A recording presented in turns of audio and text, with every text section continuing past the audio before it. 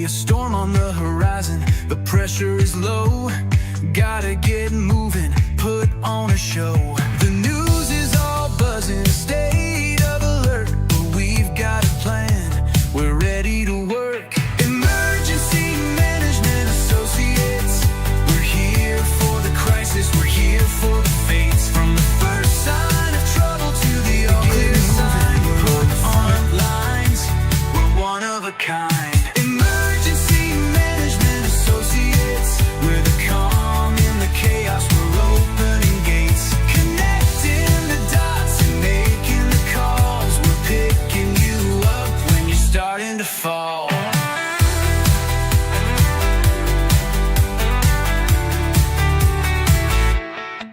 See a little fire or a rising flood, we're a well-oiled machine, we're running in the mud. From the city hall meetings to the rescue teams, turning worst case scenarios into hopeful dreams. We're training the people, we're stocking the gear, we're the team you can count on when trouble is near. Emergency Management Associates, we're here for the crisis, we're here for the fates. From the first sign of trouble to the all-clear sign, we're on the front lines, we're one of a kind. Emergency Management Associates, we're the calm in the chaos, we're opening gates, connecting the dots and making the calls. We're picking you up when you're starting to fall.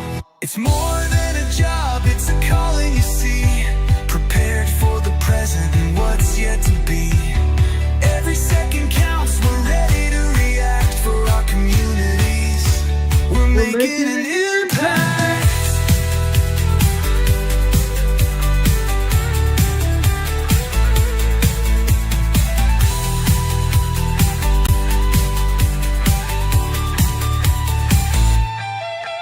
Emergency Management Associates, we're here for the crisis, we're here for the fates. From the first sign of trouble to the all-clear sign, we're on the front lines, we're one of a kind. Emergency Management Associates, we're the calm in the chaos, we're opening gates, connecting the dots and making the calls. We're picking you up when you're starting to fall.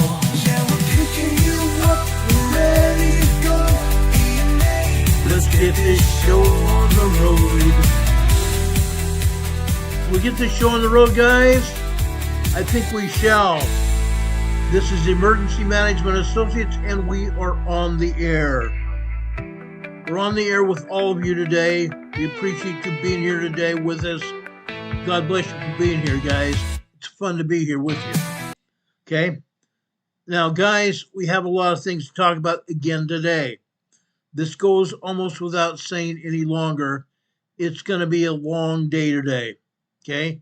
I'm not talking about a long program, but I'm telling you what is going on today in our communities, in our United States, around the world, isn't going to stop. Really not going to stop. Let me bring up a picture here. I was trying to load right before I came on this program. Wouldn't load. Let me see if I can pick it up right now. I've got it ready here. Let me bring it up here.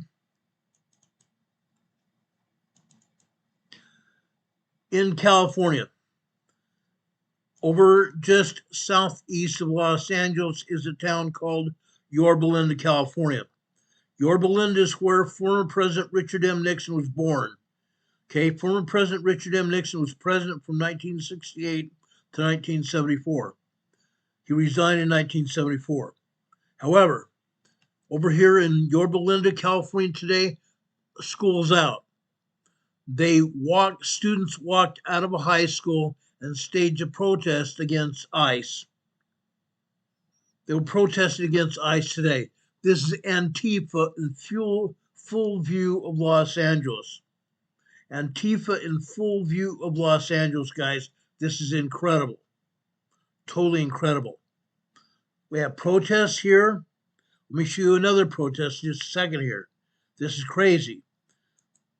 Over in Texas today. Antifa protest in Texas. Really crazy, guys. Look at this.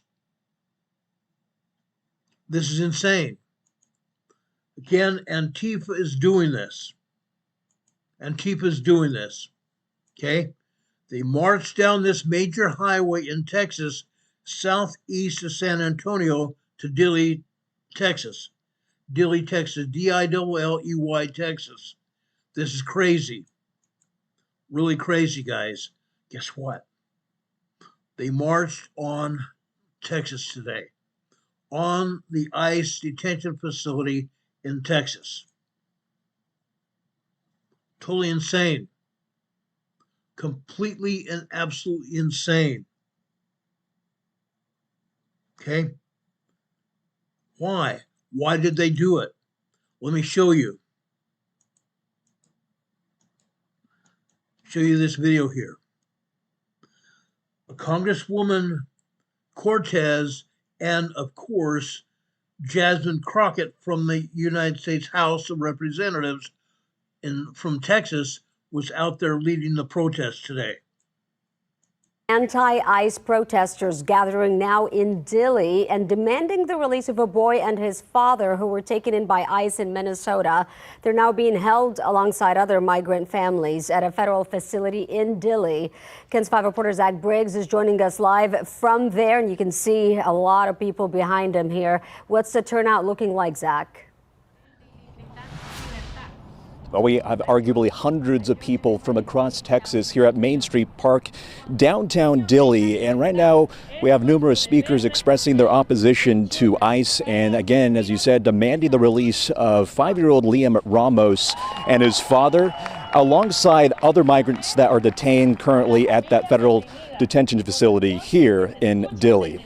Again, we have numerous buses. I counted at least 3 buses, one from San Antonio, another one from the Hill Country, and I believe one from San Marcos as well. So we have representation of folks from across Texas. Many people holding signs saying, "Free them all, Libertad," and we speak for those who can't. Liam and his father were taken into ICE custody in Minnesota. Then they were transferred to the detention center here in Dilley. Over the weekend, detained migrants, including children, protested Liam's capture and overall treatment by federal law enforcement. When it comes to immigration enforcement, they were too holding signs and chanting, "Libertad, freedom now." Now, Congressman Joaquin Castro and Representative Jasmine Crockett toured the facility, as we understand, this morning and met with Liam and his father. We don't know the status of whether they've wrapped up with their tour yet at the facility and how Liam and his father are doing currently, or how the other migrants are doing. But later this afternoon in San Antonio, there will be a press conference where we'll get an update from Castro and other political and faith leaders regarding Liam and his father and their overarching demand when it comes to ICE and their treatment of migrants, not just here in Texas, not just in Minnesota, but across the nation, as ICE activity has certainly ramped up in recent months. But that press conference where we'll hear from Congressman Castro will commence at 4 o'clock. And then back here in Dilley, we do expect, once everyone is wrapped up speaking here at Main Street Park in Dilley, they will begin marching all the way to the detention center.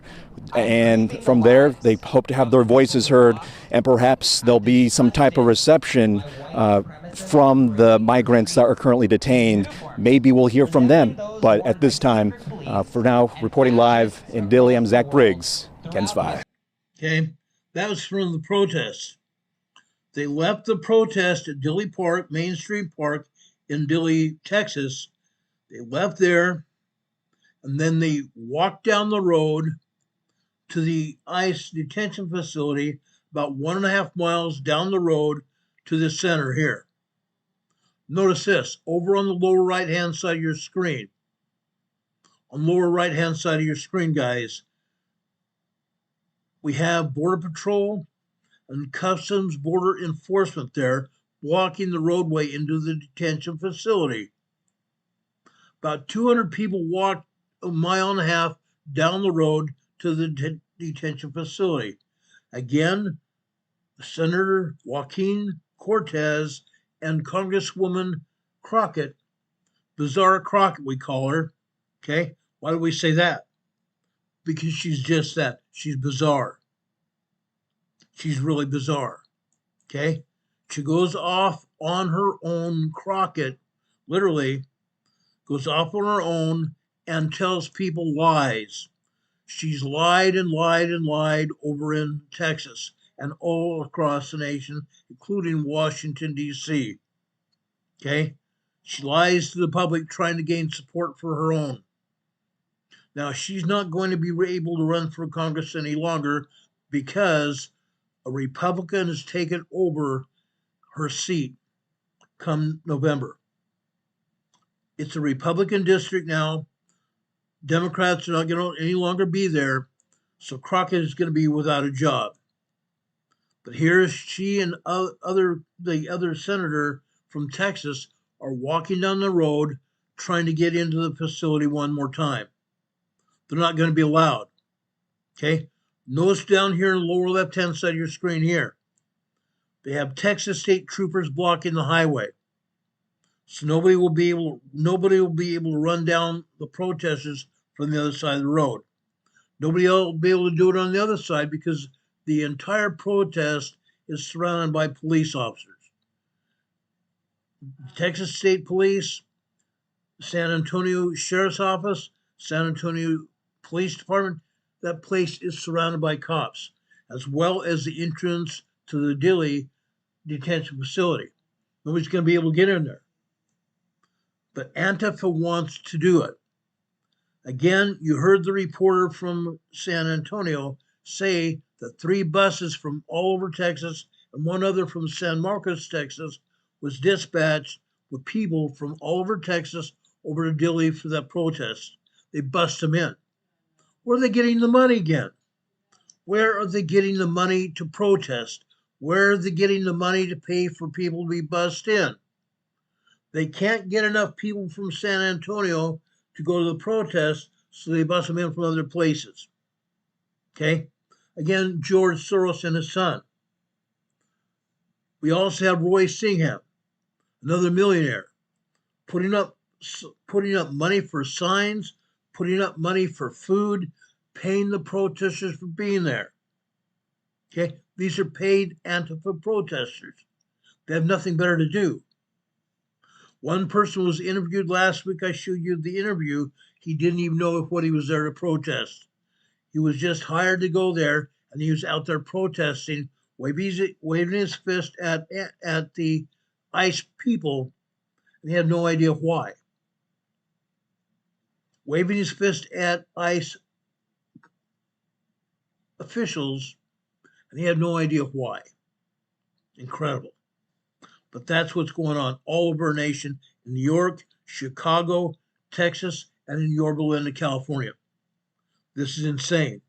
These people are getting paid to protest. Crazy.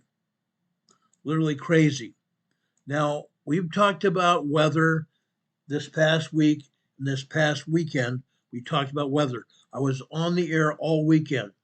Friday evening, Saturday afternoon, and again Sunday evening. Okay? We're going to have more storms this weekend. Let me give you some information here. Okay? There's going to be more storms this weekend. Promise you. Promise you that. Okay? Why? What's going on? Can anybody tell me what's going to happen? Can anybody tell me what is going on this weekend?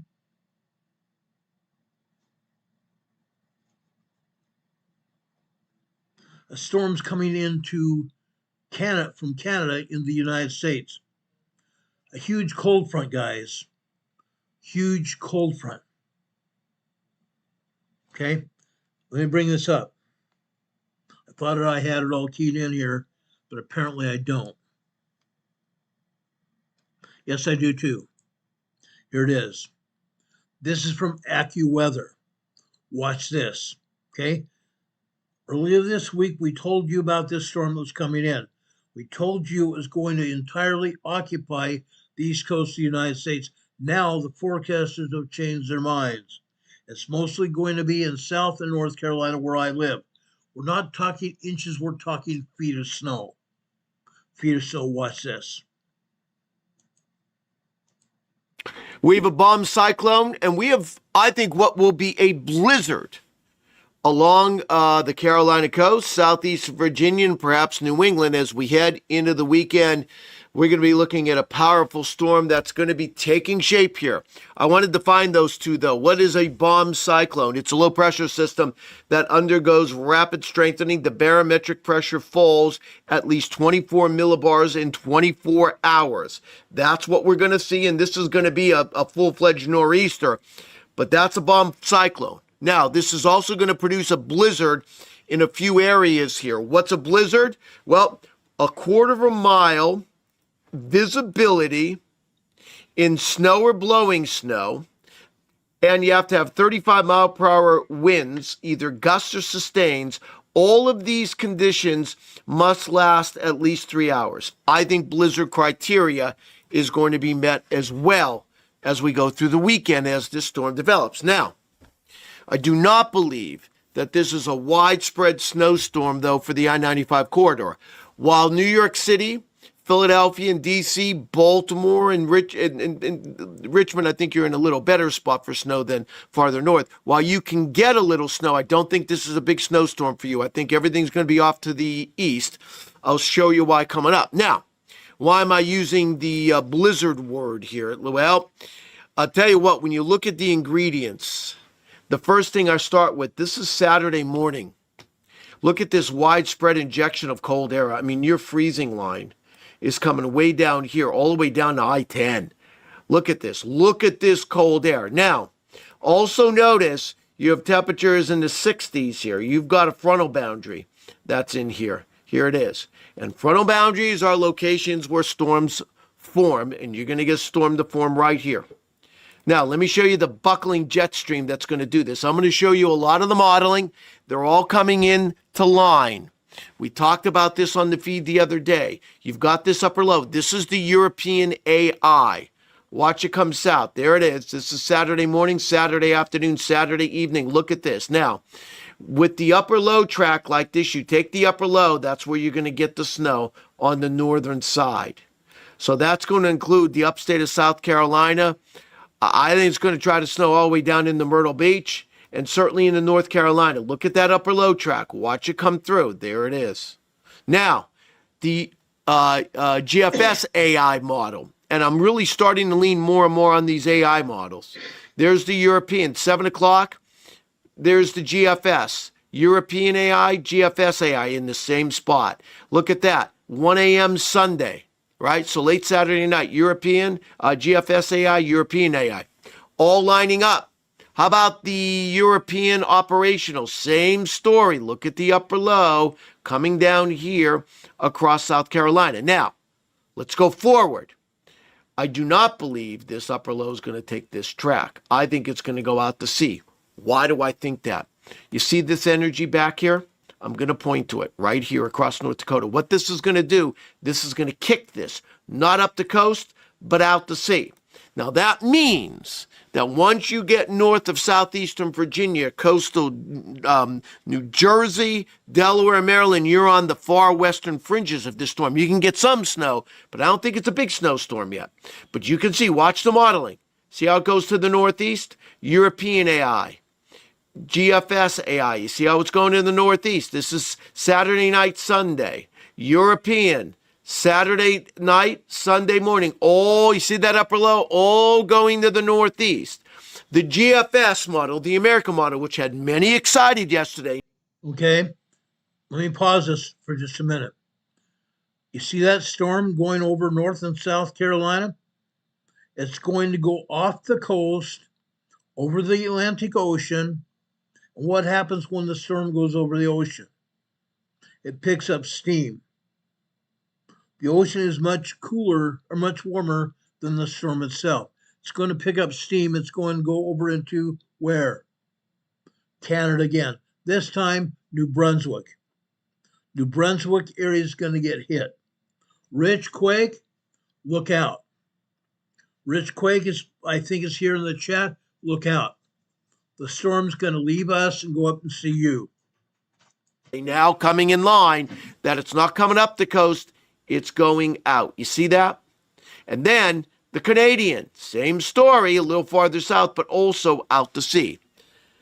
That's why I think that this is not going to be a large-scale snowstorm up the coast. Let me show you the surface maps. European AI, here we go. See the storm? You've got the snow back in here, no doubt about it. North Carolina, southeastern Virginia, but the storm goes out. And then watch how it tries to hook back into New England right there. See that? That's what my impression has been with this storm. Here's the GFS AI, same story. Saturday, there's the snow. North Carolina, South Carolina, a brush along the Jersey, Maryland, Delaware coast, and then it tries to hook back into eastern New England. The European operational model, not the AI, little bit of a ripoff zone in eastern North Carolina. I'm not sure I believe that. But again, a storm that's mostly offshore, maybe gets back in the eastern New England once you get once you get north of southeastern Virginia. This is the American model. That too, it's a little far north and west, tries to bring the snow into Philadelphia, D.C., and New York City. Not sure I buy that, but it has the same kind of idea. Heavier snow in the Carolinas, watch eastern parts of New England, and then the Canadian, again, lined up. There's the snow in North Carolina, South Carolina, and then the storms offshore. Now, one other thing I want to get into with this storm. This is going to, and again, you look at the modeling, look how this storm rapidly intensifies. Look at that, going down to 971 millibars. That is a bomb cyclone. And that means that you're going to have major problems with a lot of damage as well along the East Coast. I want to end here. Let me zoom in. This is where I think you're going to get the accumulating snow. In this area, we're going to have a snow map later today. This is the area right in here. Boy, I'll tell you what, I really watched this area in here for over 6 inches of snow. That would include Raleigh. The other epicenter, eastern New England and the southeast tip of Long Island. Maybe some snow here, coastal New Jersey, Delaware, and Maryland as well. Stay tuned. It's a big storm coming. Okay. Again, 6 inches over near the coastline of North Carolina. West of there, we're going to have not inches, but feet.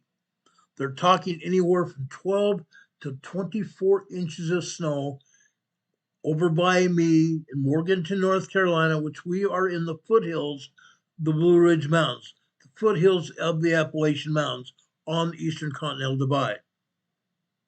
We're on the eastern side of the Eastern Continental Divide. We're going to get hit with snow. This whole area is going to get nailed, guys. South and North Carolina are going to get nailed. Why am I emphasizing this? Why? Because, folks, we need to prepare. We need to prepare. Probably 2 million people are going to be in this snowstorm. 2 million people are going to be in this snowstorm. What happened this past weekend? Anybody remember what happened this weekend? 800,000 people in Georgia, Tennessee were without power. Without power, guys. There's still probably 200,000 people in Tennessee without power right now. It's not going to end. Come Saturday, this storm's going to come in on Saturday morning. Going to last all day Saturday and all day Sunday, and possibly even into Monday morning. Okay? Then it's going to kick along the coastline, going up the southeast side into what we term as the eastern, what do they say? Now I can't remember my train of thought. Over in northeastern side of the U.S., and we're talking about Vermont, we're talking about Rhode Island, we're talking about Massachusetts, New England. New England is what I'm talking about. From Boston all the way north to Maine, up into Nova Scotia, Canada. You guys are going to get nailed with snow. You're going to get the snowstorm. Now, you guys may get it as late as Monday or Tuesday, but it's coming. It's coming. But this weekend, starting Saturday morning, possibly Friday night, we're going to get snow here and then it's going to be all weekend long. Not inches, but feet. Count on it. We need to prepare. We talked about winter preparedness last weekend. Before the storm hit, we talked about it. I'm going to talk about it again on Friday. Everybody needs to prepare. Make sure you have plenty of food. Make sure you have plenty of water. Make sure you have blankets. Make sure you have a backup power supply. Backup power supply. Okay? I went to a place called Rural King, which is basically for farmers and ranchers in this area, but everybody else that also is here. Okay? They had a poster on their front window detailing that they were out of Coleman gas, detailing they were out of Coleman stoves, detailing they were out of heaters, out of generators as well, both solar power and gas, and also diesel, completely out of generators total. Okay? Rural King is not the only company that has these things. Other companies also out of these products, but you still need to be prepared. You still need to be prepared. Guys, this is going to be a dangerous storm. I guarantee it. As it gets closer, we're going to talk more and more about this. Okay? As it gets closer, we're going to talk more and more about this.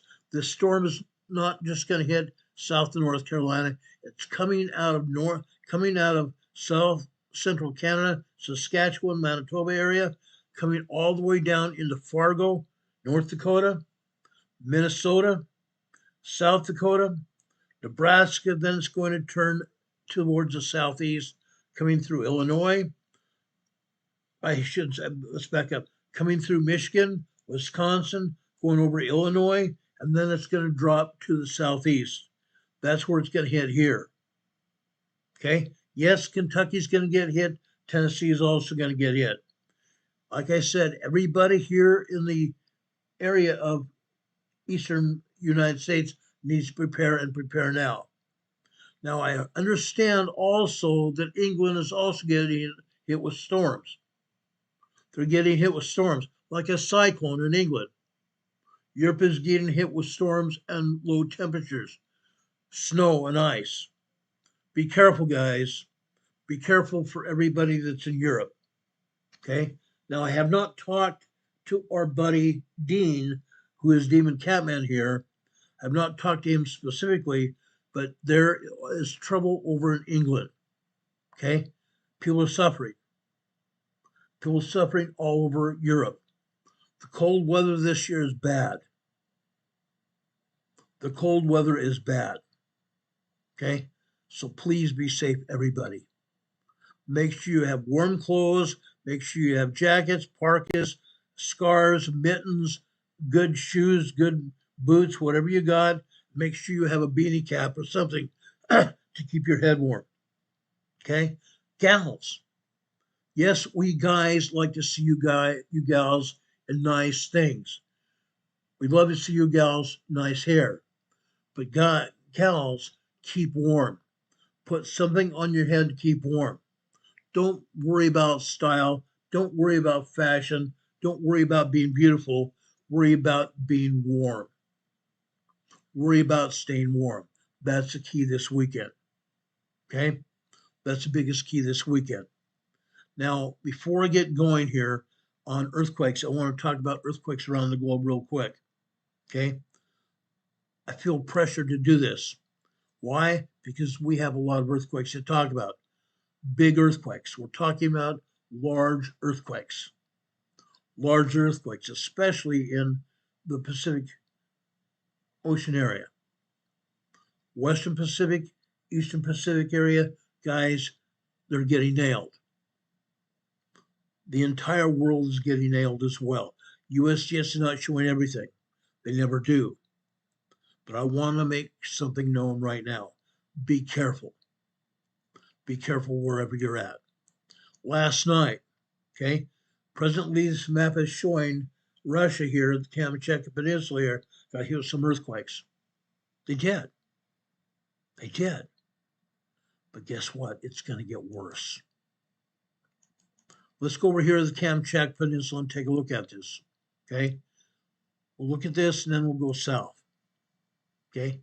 Here at Kamchatka Peninsula, off the coast here.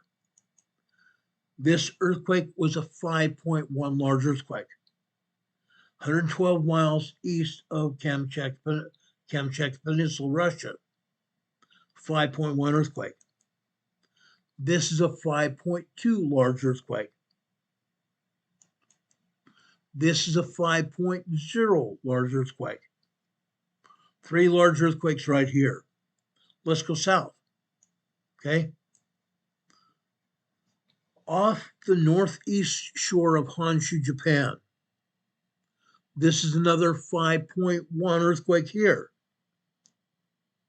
This is 67 miles, approximately 125 kilometers northeast of Honshu, Japan. 5.1 earthquake.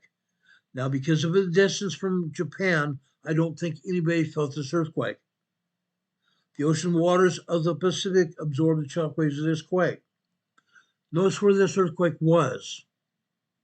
Okay? This is a fault line.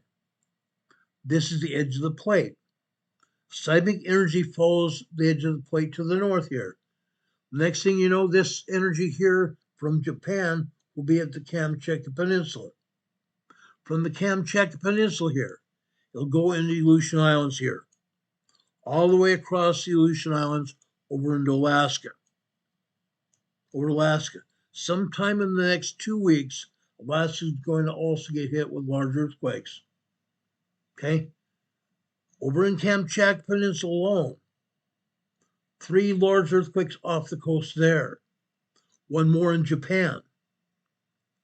1 more in Japan here. Guess what? It doesn't stop. It does not stop. Okay? Let's go over here to the south. Okay? Again, the United States Geological Survey is not showing all the earthquakes. There are 4.5s, 4.7s, and 3.5s here in Japan. They're not showing anything over in Taiwan. They're not showing hardly anything going on in the Philippines. Guess what? There's plenty of energy over in southwestern Philippines, off the coast of Mindanao, Philippines. We've been having swarms of earthquakes here all week long. Well, guess what? These earthquakes have actually gotten larger here. These earthquakes have actually gotten larger. This, for example, this is the largest of the sum of these quakes. This is a 5.6 earthquake. 6.2 miles, 10 kilometers deep.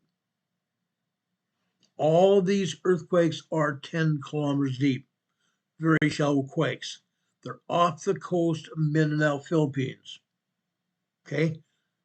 The Philippine Sea absorbed the shockwaves of these quakes. This is a 5.6. Guess what?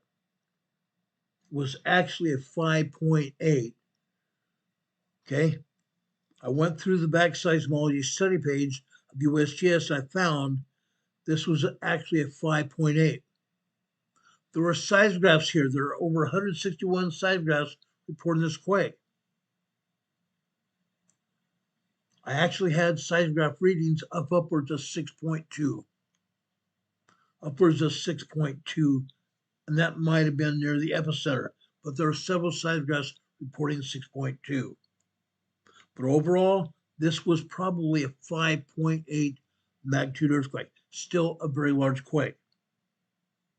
Look at these other quakes here. Let's go over towards the shore first. This one here. This is a 5.0. USGS has this at 4.9. It came out as a 5.1. I'm being realistic with this being a 5.0 large quake. When USGS comes down and shows us anything 0.9, I think of the next higher magnitude. 5.0 large quake. Again, 6.2 miles, 10 kilometers deep. To the south here, 5.1 earthquake here. Further to the east, this is a 4.6 moderate quake. 3 miles west-southwest of Bantotogan, Philippines, just offshore. Look where this is. Literally right on the coastline. 2 miles southwest of Bantotogan, Philippines, on the coastline. This is a 5.1 earthquake. People living here along the shoreline felt this quake. This is literally right along the coastline. It's a very shallow quake, meaning shallow quakes can do enormous damage. They can do enormous damage. This is close enough to shore that this quake was not just felt, but there's damage here in the Mindanao, Philippine area. Okay? These other earthquakes far enough off the coast didn't do any damage. Let's continue this. Over here, this is another 5.1 earthquake. Right next to it, a 5.0 earthquake again. This earthquake here is a 5.9. 5.9, this is actually a 6.5 earthquake. This was a 6.5 earthquake, ladies and gentlemen. They want to say it's a 5.9, it's a 6.5 earthquake. 6.5 earthquake here, off the coast of Mindanao, Philippines. I don't believe anybody on land felt this earthquake. Okay? However, going northwest here, this is a 5.4. This is a 5.1. This is a 5.3. This is a 4.7. For the south, this is a 4.6. This is a 4.4. Okay? We have 3, 4, 5, 6, 7, 8, 9, 5.0 earthquakes and larger. 9 5.0 earthquakes and larger, large quakes. One of which was right along the shoreline over here. Okay? Large earthquakes can do damage. Large earthquakes can do a lot of damage, especially when they're on land. And this one hit just 1 mile offshore. That's close enough to do damage on the shoreline here. Okay? Especially since it was a 5.1. Again, we've been seeing swarms of quakes all week long. Most of the swarms have been moderate to small earthquakes, but the swarms have gotten larger and the earthquakes have also substantially increased as well. Now, I don't know where this is going. I don't know where this is going. We've had 5.6s. We've had 5.9, 6.0. That's actually 6.5. 6.5, very strong earthquake here. Is it going to get larger? Possibly. Possibly. That's what it looks like right now. These earthquakes can get even larger. I'm just putting that out there for you. They can get larger. We're going to sit here and watch. We're not just going to sit, but we're going to watch this area for earthquakes in the next 24 to 48 hours and see whether we get large earthquakes from this. This has been a swarm ongoing all week long since Sunday night. Okay? That's a big deal. I've been watching it literally all night long. I've kept my phone, my device, right next to me on the nightstand, and I've heard these earthquakes coming in. I've been checking them every time they've hit. Okay? For the south here, northern Indonesia. There are 49 earthquakes here in Indonesia today. 49. We've had large earthquakes. We've had moderate earthquakes, 4.0, 4.9. We've had small 3.2 to 3.5 earthquakes here. Guys, I don't know what's wrong with USGS, why they don't want anybody to know what's going to happen. What's going to happen? What's going to happen? Large earthquakes here. Large earthquakes and more earthquakes here. Over here in north central Indonesia, Gorontalo, Indonesia, this is a 4.8 earthquake. 4.8 earthquake. Now you see the Philippine earthquake fault coming down here into Indonesia. That's the edge of the plate. That's the edge of the plate going north. Okay? Part of the problem, again, I've talked about this before. Part of the issue we're seeing here as we have 7 different tectonic plates in motion here. 7 tectonic plates in motion in the southeast islands of the Pacific, the southwest islands of the Pacific. Tonga, Samoa, Fiji, the Legacy Islands, Vanuatu, going up into the Solomon Islands and over into Papua New Guinea. Also down into New Zealand. This whole area, including Australia, this whole area is comprised by 7 different tectonic plates. One plate subducting under the other. That's what is causing all these quakes. But 49 earthquakes in Indonesia today. 49. Go figure. Go figure. Now, this is the largest number of earthquakes we've had in Indonesia, 49. Before we had 42, 46, 48. Now we're up to 49 earthquakes here in Indonesia. Are we going to get more? Possibly. Possibly. But that's just today. That is just today. Let's go further south.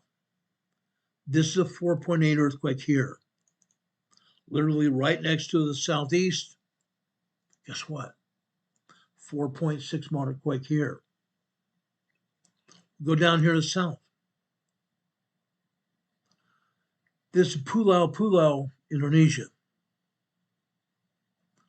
This is a 5.0 large earthquake here. Java, Indonesia. Eastern Java, Indonesia here. This is a 5.1.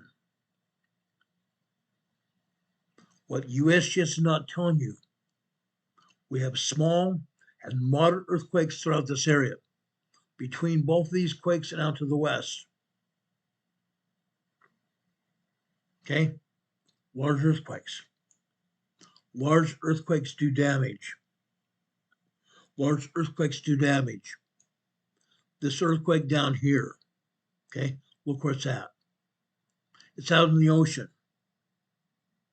I don't believe this earthquake had any effect on people living on any of these islands out here off of Indonesia. Don't think anybody would even felt this quake because the ocean waters absorb the shock waves of this quake. But further west, okay, look where this is at. This is on land. Eastern Java, Indonesia. Guys, this was a 5.1 large quake. People living in this area felt this quake. They felt this quake and they endured it. People probably were injured here. I do not have a damage estimate. I have no idea how many people were hurt at all. But this earthquake has potential or had the potential to hurt or make unalive people here. Make people unalive. Like I said, I don't have any damage estimates at all. But that's what happened when you have these kind of earthquakes. And this was still a shallow quake, 61 miles deep. 61 miles deep. That's still a shallow quake. Shallow quakes cause massive damage. Deep quakes, they may cause some damage, but not as much as a shallow quake. Okay? That's what happens here. But again, they're not showing any other earthquakes in this region. There are earthquakes here. There are moderate earthquakes going up here in the Nicobar Islands. The Nicobar Islands here. They're still not showing all the earthquakes here as well. Okay? It's sad. It's very sad. Now, yes, there are earthquakes over here in Europe. Fact. But USGS is not showing anything. Nothing. Okay? Over here. Okay? What have I said about this? Seismic energy comes out of Indonesia, goes over here into Burma, Myanmar area, goes up here in the Himalaya Mountains, and then seismic energy ends up here. Afghanistan, Tajikistan, and Kazakhstan. This earthquake is a 4.5 moderate earthquake here. 4.5 moderate earthquake can do damage. Okay? You know, the western part of the world, where you and I live, where most of us live, it's not going to do damage because our governments have made sure we have standards, building standards. Here in this area, they don't have that. This is somewhat a mountainous region as well. Hard to reach to. Small villages here. Nomads. They have basically mud brick homes. Mud brick homes, and sometimes they may also have wooden structures.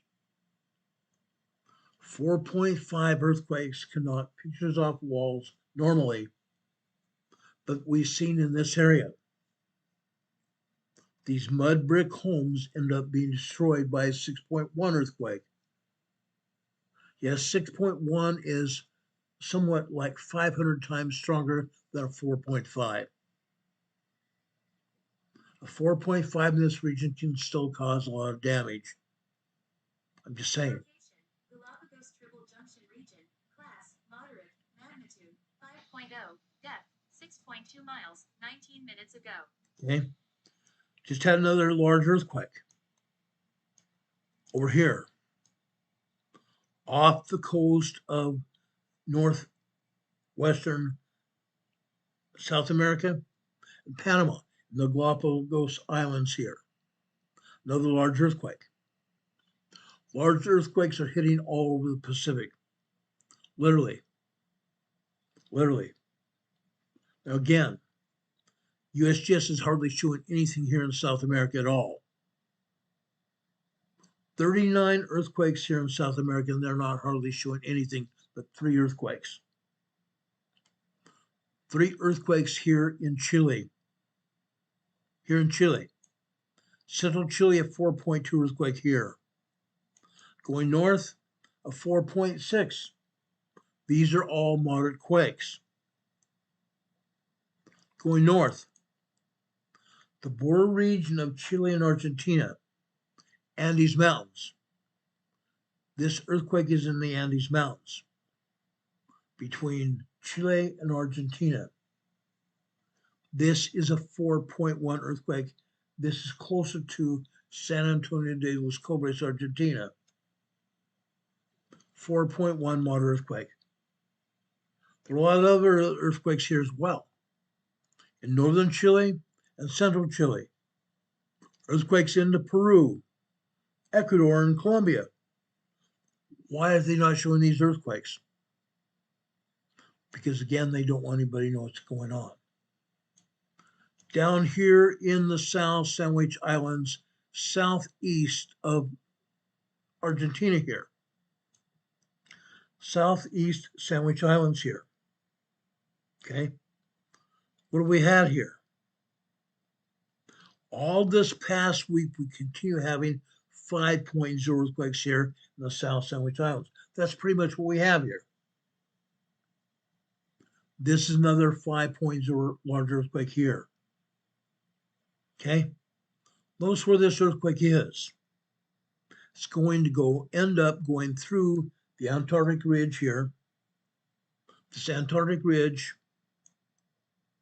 and go up here in the South Atlantic Ocean.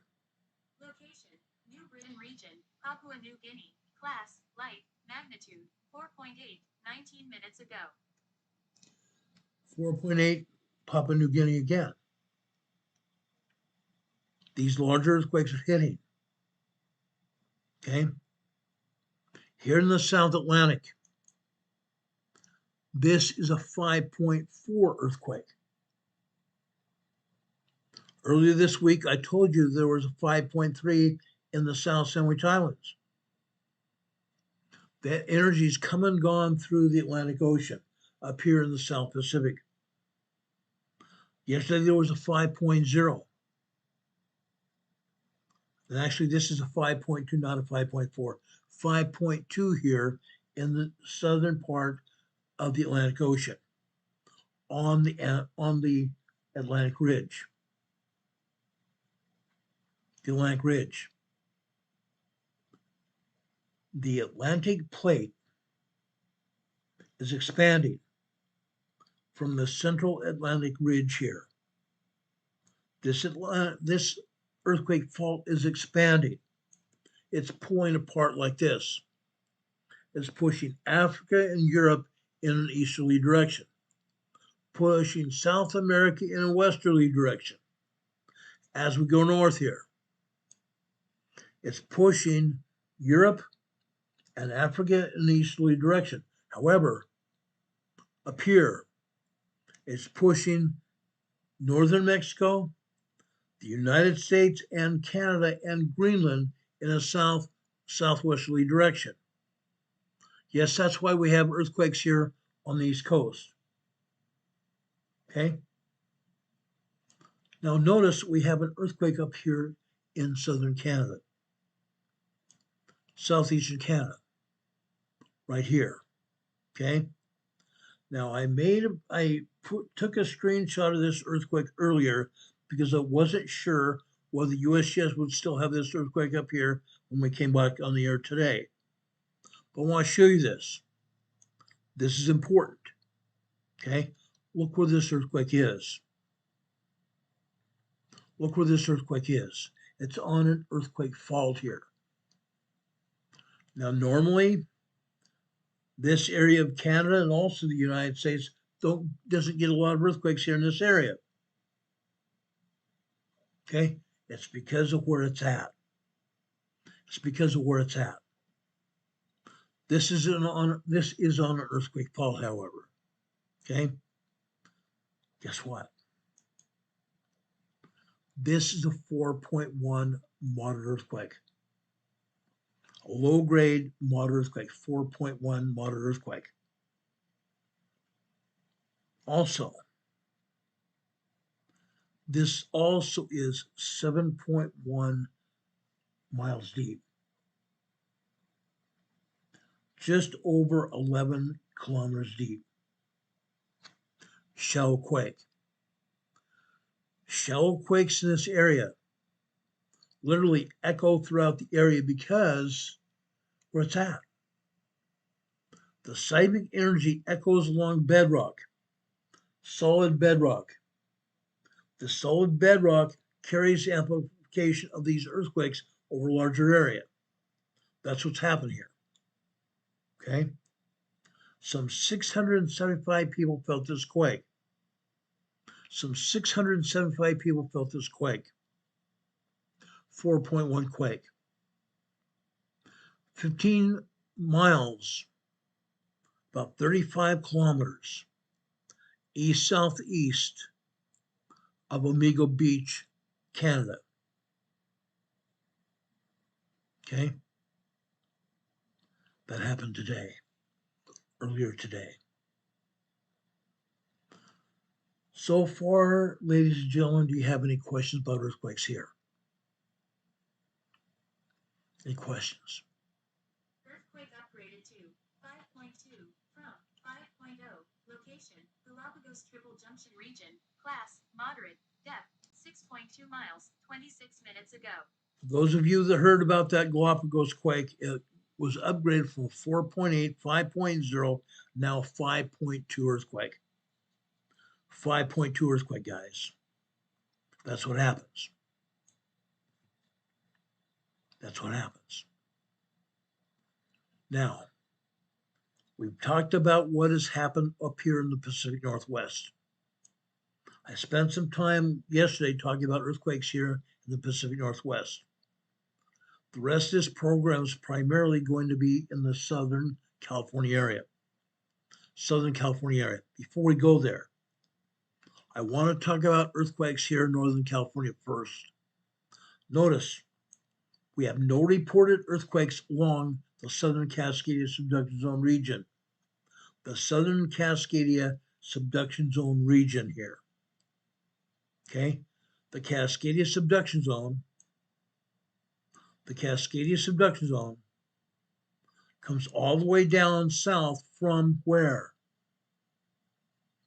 Haida Gwaii up here. Goes all the way down here along the shoreline of both southwestern Canada, meaning Vancouver Island, all the way down here to the west of Washington State, Oregon, comes down here into Northern California. It meets up here at the Triple Junction with what they call the Gorda Escarpment, which is an earthquake fault running from Northern California coastline all the way out into the Pacific, headed towards the Kamchatka Peninsula. The Gorda Escarpment here. From here, also, it meets up with the San Andreas Fault that we're going to talk about tonight. The San Andreas Fault runs all the way down through California. Here in this region, they don't have any reported earthquakes. Doesn't mean it didn't happen, but they have not had any reported earthquakes here in the Cascade Subduction Zone southern region. Okay, let's go south. The San Andreas Fault goes along the coastline, Northern California here. It continues down along the coastline until it gets to San Francisco. Then it starts to go inland. But I want to stop here off the San Andreas Fault up here in Northern California right here. Brook Trails, California, 1.7 tremor.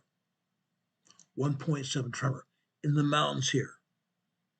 In the mountains here in California, 1.7 tremor. We're going to go a bit inland now. Okay, right here. Lake Pillsbury, California. There's a small swarm of quakes here. A small swarm of quakes. Usually they don't like calling it a swarm, so we'll call it a cache of quakes. A cache of quakes. This is the 1.7 tremor here. Further out to the west, 1.3. Guess what this is? This is a 2.3 earthquake here. 2.3 earthquake. Interesting. This 2.3 earthquake generated all these other aftershocks. Okay? This is a 1.7, and this is also 1.8. Lake Pillsbury, California. By the way, Lake Pillsbury is off here to the northwest. Up here to the northwest. Let's go south. What do we have here? What do we have right here? This is Clear Lake. Clear Lake is a volcano. Further south of there, we have some earthquakes. Why? because seismic energy comes off the Pacific plate from underneath the Pacific Ocean onto the North American plate. Down here in Sonoma County, California, Sonoma County wine country, men have drilled into the upper magma chambers of the Clear Lake volcano to obtain steam to generate electricity. There are 40 earthquakes here in the Sonoma County area, what they call the geysers facility. There are 81 different boilers here. Okay? 80 different turbines here, 81 different turbines. The steam from the Clear Lake volcano is piped through PVC pipe from underground, through PVC pipe to turbines. 81 different turbines in this area to generate electricity. Let's zoom in here. I want to show you some turbine facilities here, like right here. I think it's right here anyway. Here it is right there. This is just one of the 81 turbines here. This bank of turbines is actually 9 turbines here. 9 turbines here. Okay. This area has a lot of steam pumped in here. You see roadways all over this area. There's PVC pipe running from the drill points. The drill points. See this area that looks like almost a triangle here? Those are drill points where they've drilled into the upper magma chambers of the Clear Lake volcano to obtain steam. From here, the PVC pipe pumps the steam along the outside of the roadways here. There are PVC pipe along either side of the roadway. These roadways lead over to the turbine facilities. The turbines generate electricity here for Pacific Gas and Electric, Southern California Edison, and guess what? Rocky Mountain Power for Utah, and one other energy conglomerate as well. That's how much power is here from steam from the volcano. Okay. Yes, that volcano also has earthquakes around it as well. All around it, everywhere. But again, there are 48 earthquakes here in the Sonoma County area as a result of men drilling for steam from the volcano to power turbines to generate electricity here in Sonoma County, California. 81 here, 48 earthquakes here, ranging in size from 4.2 today. Earlier this week, we had a 4.8 here. That was the largest earthquake I've ever seen here in Sonoma County, 4.8. I've seen 4.5s before. Those were the largest until this week. Large earthquake here is at 2.6. Largest earthquake here in this area is at 2.6. All the rest are either 2.0 or tremors 1.0 to 1.9. Tremors. Tremors here. Okay. We go south over here. Okay. St. Helena, California. St. Helena, California. This is northeast of Santa Rosa. Okay. We've had a lot of earthquakes here in this area. This earthquake is a 1.3 tremor here. 1.3 tremor. The largest earthquake in this area is a 4.5 weeks ago here in Santa Rosa. This could probably be construed to be an aftershock of that 4.5 quake. Let's go south. Suddenly we're back here in San Francisco. Good old San Francisco. I left my heart in San Francisco. I'm going to stop there before I get thrown off the air or get a copyright violation. Over here, just east of San Francisco Bay, right here. This is a 1.1 tremor here in Oakland, California, on the Hayward Fault. Out here to the east, right here, we have the Calaveras Fault. This is San Ramon, California. San Ramon, California. This is where our buddy, one of my best friends, and also one of our moderators on this channel, Rob52, has his daughter lives here. This is 1.6. Down here in San Ramon, weeks ago, probably about a month or so ago, we had a 4.6 earthquake here in San Ramon. These earthquakes here today are aftershocks of that 4.6. Okay. This is a 2 or 1.6 tremor. Right next to it here is 1.3. Okay. Let's go further south, also on the Calaveras. This is 1.5 tremor here. Sunol, California. Okay. Now, as you can see, the Calaveras Fault gets closer here to the Hayward. Okay. All three earthquake faults here. The San Andreas Fault to the west, the Hayward there in the middle, and the Calaveras Fault get even closer together as we go south. Here on the San Andreas, this is 1.3 tremor here. Loyola, California. Loyola, California.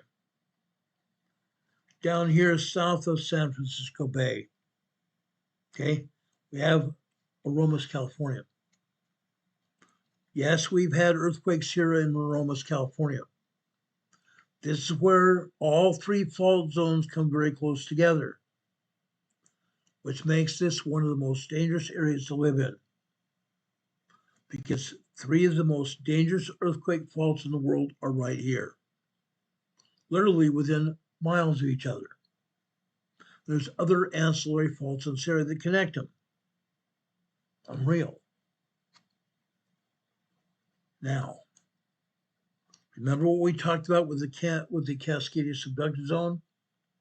Could trigger the San Andreas Fault? This could happen. We've also since learned that the San Andreas can trigger the Cascadia. Yeah. What happens?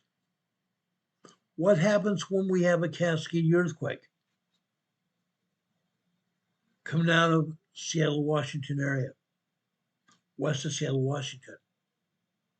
9.0, 10.0 earthquake there.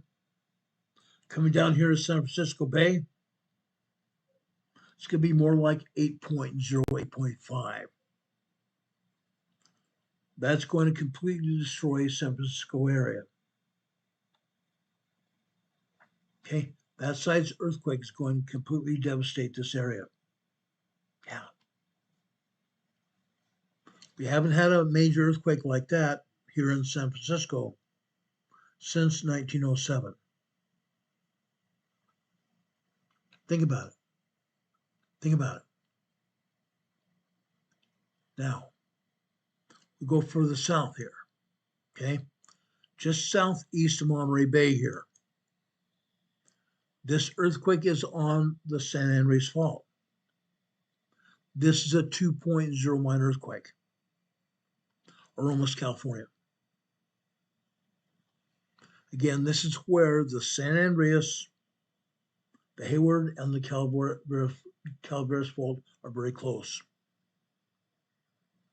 A very dangerous area. Go again further south here. This is the Tres Pinos area.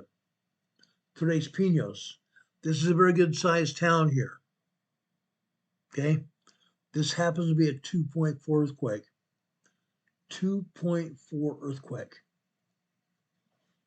About 4 years ago, we had a 5.0 earthquake here. 5.0 earthquake here in Tres Pinos. Yes, there was a lot of damage all over Tres Pinos. There's also an oil refinery that's shut down here in Tres Pinos. When that earthquake hit, it shattered an oil pipeline at the refinery, causing a huge monster fire that literally engulfed 3 different storage tanks. Huge fire at quitting time, about 4:30 in the afternoon. Can you imagine the tie-up on Interstate 5 here in Tres Pinos, California? Oh yeah, very bad. As well as causing damage to homes and businesses all over this area, including Tres Pinos. Happened. Again, this is Tres Pinos on the San Andreas. This is only a 2.0 minor earthquake. 2.0 minor earthquake. Now we have to go further south to even have an earthquake on the San Andreas. We pass Parkfield, California. Parkfield, California just happens to be earthquake capital of the world. Earthquake capital of California, and earthquake capital of the world. We don't have any earthquakes here at Parkfield today. We did yesterday. Further south here. We do here. This is Parkfield here. Thought Parkfield was just a little bit north. This is Parkfield right here. This is a 1.5 tremor. 1.5 tremor here. Right next to it, 1.7. Earthquake capital of California, and earthquake capital of the world here. Okay? Again, we go further south over towards Los Angeles. Okay? All the way down here. All the way further south. Right here. The San Andreas Fault connects with what they call the Garlock Fault. The Garlock Fault. You can see it here in this map. See the Garlock Fault going northeast over here to Ridgecrest, Cyril Valley, and Little Lake, California. Okay? Garlock Fault can be devastating. It's capable of an 8.0 earthquake. It's capable itself of an 8.0 earthquake. Going further north from the Garlock. Can anybody tell me where this is? Tehachapi, California. This is 1.3 tremor here in Tehachapi, California. I used to love Tehachapi until we had earthquakes here. I didn't like Tehachapi because I've driven down the Interstate 15 here. It's not very fun. Windy freeway. Very windy freeway. 3 and 4 lanes going downhill. 3 or 4 lanes going north as well. Tehachapi, California. This happens to be a 1.3 tremor here. No big deal. No big deal at all. Okay? Going north here. This is a 2.8 here in what they call Johannesburg, California.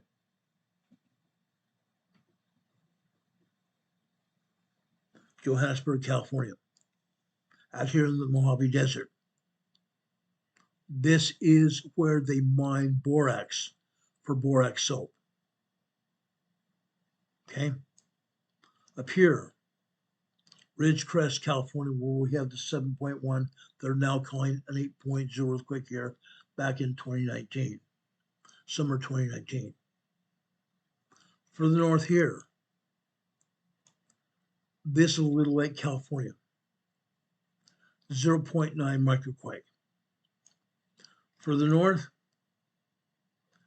this is Kozo Junction. Kozo Junction, Kozo Volcanic Field. Kozo Volcanic Field. Okay? Just like the geysers, they have 4 turbines throughout this area. 4 turbines here, 4 turbines there, 4 turbines there. They have 28 turbines in the Coastal Volcanic Facility, doing the same thing that they do in the geysers facility. Pump steam from the volcano over to these turbines to generate electricity here for Southern California Edison. Yeah. Coastal Volcanic Field. This is 1.3 tremor here. Going further north. Okay. Coastal Volcanic Field right there. And up here, this is also part of Coastal. Huge volcanic field here. Huge, huge volcanic field. This is a 1.6 tremor here. 1.6 tremor there. Okay. Let's go back down towards Los Angeles here. Okay. Let's go back down towards Los Angeles. Down here where the San Andreas meets the Garlock, the San Andreas continues to go to the southeast here. All the way down here. All the way down here into northeast LA County. Northeast LA County. This goes right through Orange County area here. Right through Orange County and San Bernardino County. Okay? They're not showing many earthquakes here at all. I'm telling you, there are hundreds of earthquakes here. There are hundreds of earthquakes here. Right here. I just turned this blue. This is Glen Avon, California. 1.1 tremor. They're trying to pass off tremors here. No real earthquakes here. Really? Further over here to the east. Loma Linda, California. Loma Linda, California.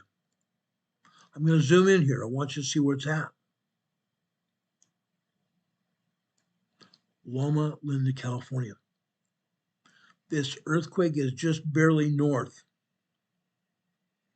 Just barely north of Loma Linda Medical Center. Just barely north of Loma Linda Medical Center here. Okay? This is a 1.2 tremor. 1.2, 1.3 tremor, excuse me. Okay?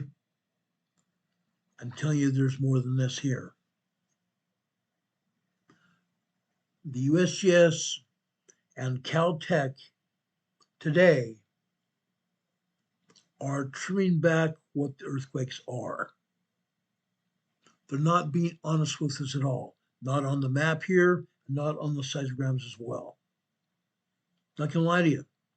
I'm gonna show you the seismograms in a few minutes. What they want to tell us is that nothing's going on. But there is. There is. There are earthquakes here in Southern California they don't want us to know about. They're trying to make it seem like nothing's going on here. This area is dangerous, guys. I'm telling you, we've seen a lot of earthquakes here. I've shown you a lot of earthquakes on the maps.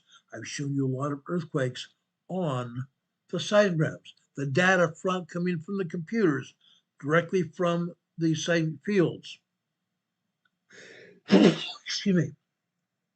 Earthquakes are all over this area. This earthquake is Loma Linda.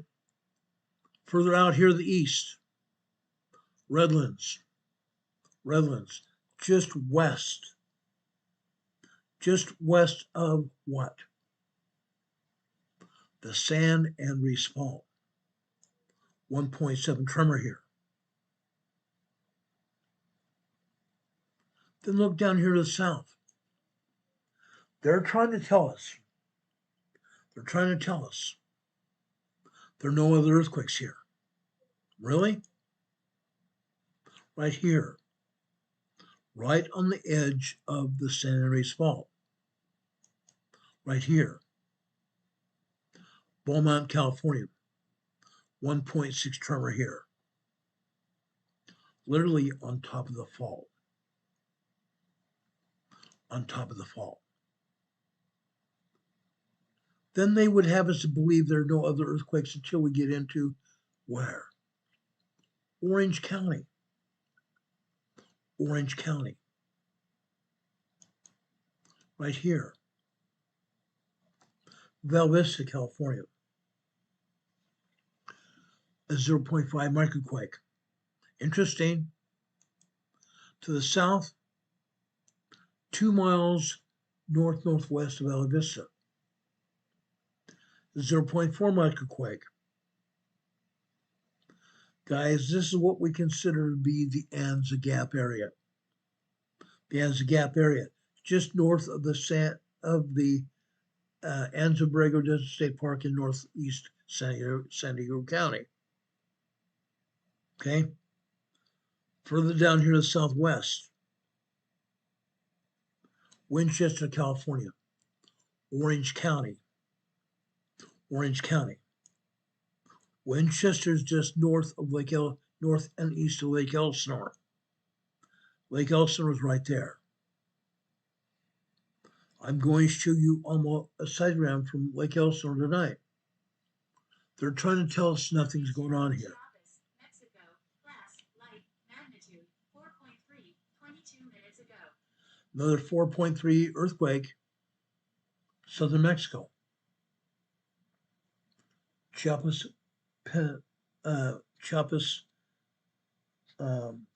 what do they call it? It's like a county in Mexico. Chiapas, Mexico. 4.3 minor earthquake. Not minor, but I'm sorry, not minor, but a moderate earthquake. Okay. Lake Elsinore.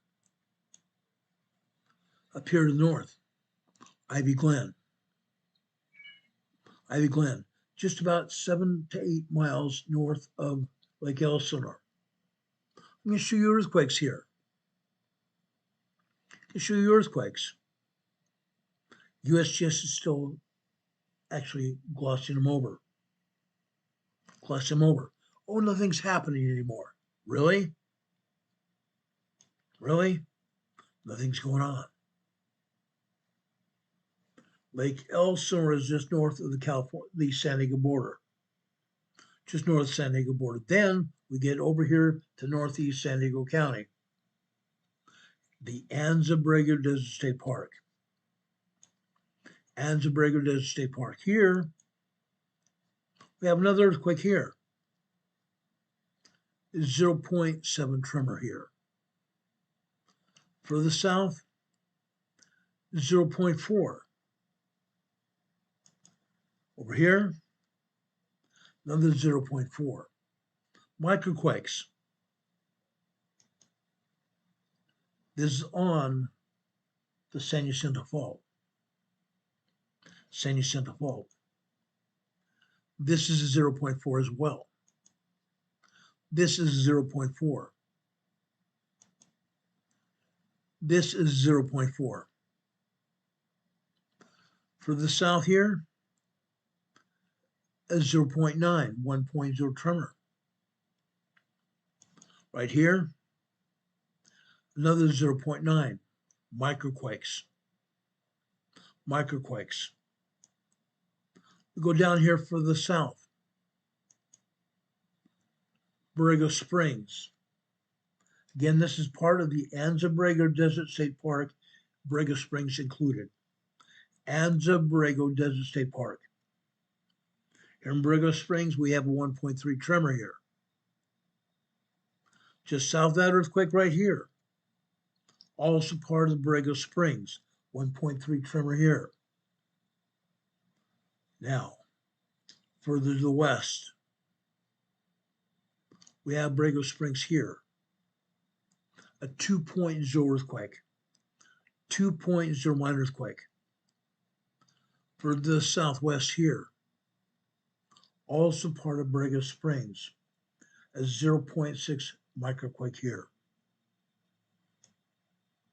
Then we go into San Diego County. deep into San Diego County. This is San Diego Southeast County. This is Pine Valley. Pine Valley. Pine Valley, we have a small cache of quakes here. Pine Valley is a wooded area, very much a wooded area. It's part of a state park. Part of a state park here. This is a 0.9 microquake. This is a 1.8 tremor up here to the north. This is 1.0 tremor. This is a 1.0 tremor. This is a 0.8 microquake. This is 1.0 tremor. And this is also 0.8 microquake. Pine Valley, California. What's it on? What's it on? This is on the Elsinore Fault. This earthquake is on the Elsinore Fault, southeast San Diego County. Then we go over here just north of the border, South San Diego County again. There's a suburb of San Diego here called Chula Vista. Chula Vista.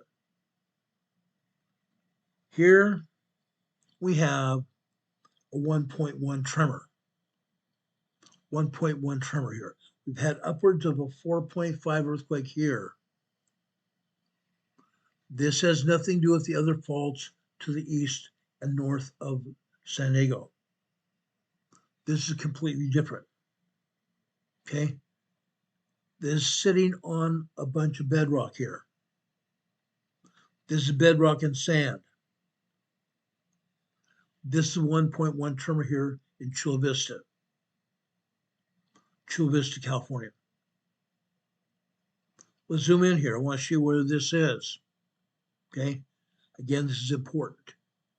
Okay? Why? Look where it's at. Right next to a quarry. Literally right next to a quarry here. Okay? Now, I don't know whether they are actually mining still here in this quarry. They were years ago. But this is right next to a quarry. When they mine material here, in this case, they mine sand and they also mine salt. Okay? When they mine here, they have ignited fireworks here, dynamite. When we have tremors and earthquakes here, usually, they're just tremors. When they've ignited dynamite here to blow out this area, to mine material here, the earth has to settle back down. That's why we have earthquakes here. I believe the earth is still settling down right here. This is just a 1.1 tremor, not a big deal. But right over here, we have houses. We have houses. Further over here to the east, southeast, Coors Amphitheater. Coors Amphitheater. We've actually seen earthquakes here at Coors Amphitheater. Okay? Now, I just happened to be at this amphitheater a lot of years ago. Guess who played? Guess who played? How many people wore cheese on their heads during concerts here? Jimmy Buffett played. I can tell you stories of that night because most of us that were with me were all cops. We're told don't make any arrests here. None of us were allowed to drink. I don't drink. A couple other cops there didn't drink it, don't drink it either.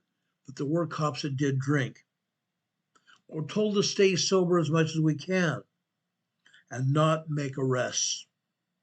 not make arrests here. Isn't that interesting? There was so much pot here at Coors Amphitheater. So much pot here. We had to sit on the outskirts of the arena. I believe we even got high there. I believe we even got high here. Unreal. Crazy. Crazy. Anyway, I want to tell you that story because there's an earthquake out near there. We've had quite a few earthquakes here near Coors Amphitheater and over Chula Vista, and further south in San Isidro as well, on the north side of the border. Okay?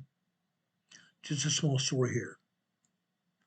Let's go over to Imperial County on the east side of San Diego County. Ocotillo Wells. Here we see a 1.0 tremor here. That's interesting. Imperial County showing only one tremor here. We have to go further south over here to get another one. This is southwest of Holtville. Southwest of Holtville. I'm going to show you a 1.4 tremor here in Holtville. But a lot more than that. A lot more than that. They want to claim nothing happens here. But I'm here to tell you there's a lot of activity here. 500 earthquakes a day hit here in the Imperial Valley. 500 earthquakes. That's Holtville. Up here to the north, we have Imperial Valley, or the town of Imperial. Over here to the west, we have El Centro. North of here, we have Westmoreland. They used to have a seismograph in Westmoreland, they turned it off. Up here we have Calipatria. Up until recently, we had a seismograph in Calipatria, they turned it off as well. The Calipatria seismograph was showing us anywhere from 75 to 150 earthquakes a day here, just in Calipatria alone. Unreal. The town of Imperial has anywhere from 50 to 100 earthquakes a day. El Centro normally has anywhere from 50 to 150 earthquakes there a day. Holtville down here.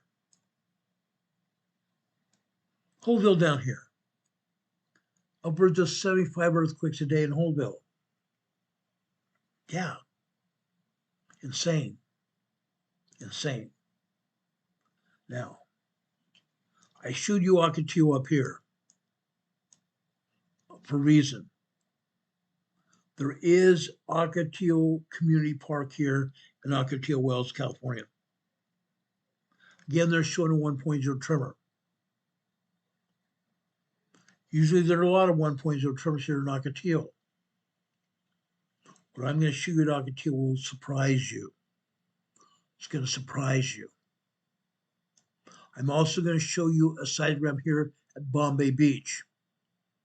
Bombay Beach. Yes, we have earthquakes here every day. 3.0, 3.5, sometimes as strong as a 4.5 earthquake here at Bombay Beach every day. Every day. Up here in the northeast, this is a town called Salton Sea North, or North Shore Salton Sea. They go by both. I'm going to show you a seismogram here that's going to surprise you with almost no activity. Yet, the San Andreas Fault goes through this small town, North Shore Salton Sea. And USGS wants to believe nothing's going on. Unreal. Unreal. The San Andreas Fault leaves Los Angeles, goes down the east side of LA, goes down here into Imperial County. Underneath the Salton Sea, once it gets to Bombay Beach, comes out from underneath the Salton Sea down here in Calipatria, goes to the southwest over Westmoreland, then it cuts straight down through Imperial County, and then goes into Mexico. From here, goes over here into the Gulf of California, and all the way down south to southern Mexico.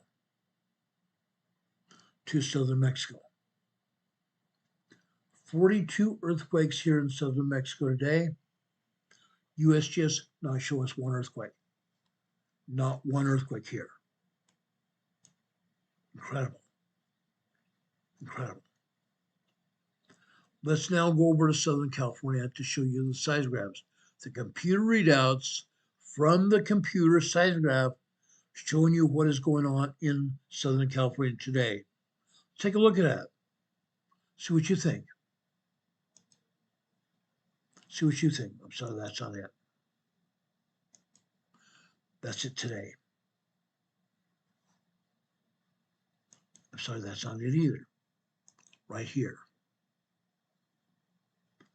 Let me go down here and turn off the USGS map. It's gone. This seismogram here is showing you the earthquakes on Channel Island. As I said, Channel Islands had small and minor earthquakes here. All you see here are tremors here today. Tremors here on Channel Island. I am very deeply disappointed in the USGS and Caltech for dismembering the seismographs. They basically don't want to show us any earthquakes at all. They want to show us tremors here. Channel Island has been having tremors and minor earthquakes, 2.0 to 2.9 for years. Over here, as of late, you've also had some small 3.0 earthquakes here on Channel Island. That's why I'm mad about it. I'm furious because USGS and Caltech have erased the data. They only want us to see what they want us to see. That's it. They're not showing us true information anymore this week at all. Last week, they completely gutted the seismograms at all. They didn't show one lousy seismogram at all. Now today, all they show us are tremors for the most part. Let's continue this discussion here.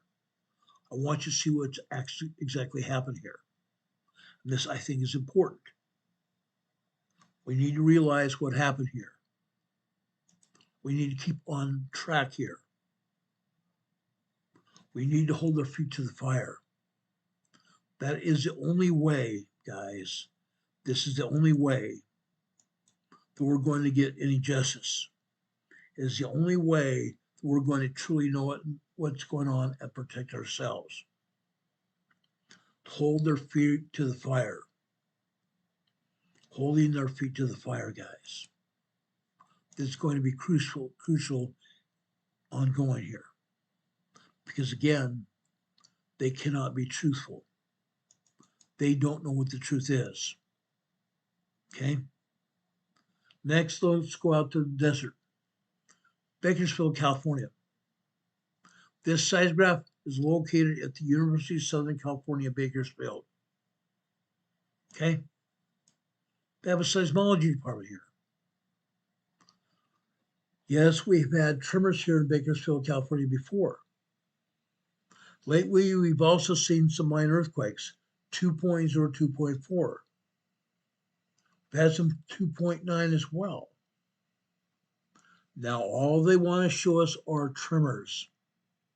There's not one single minor earthquake here at all.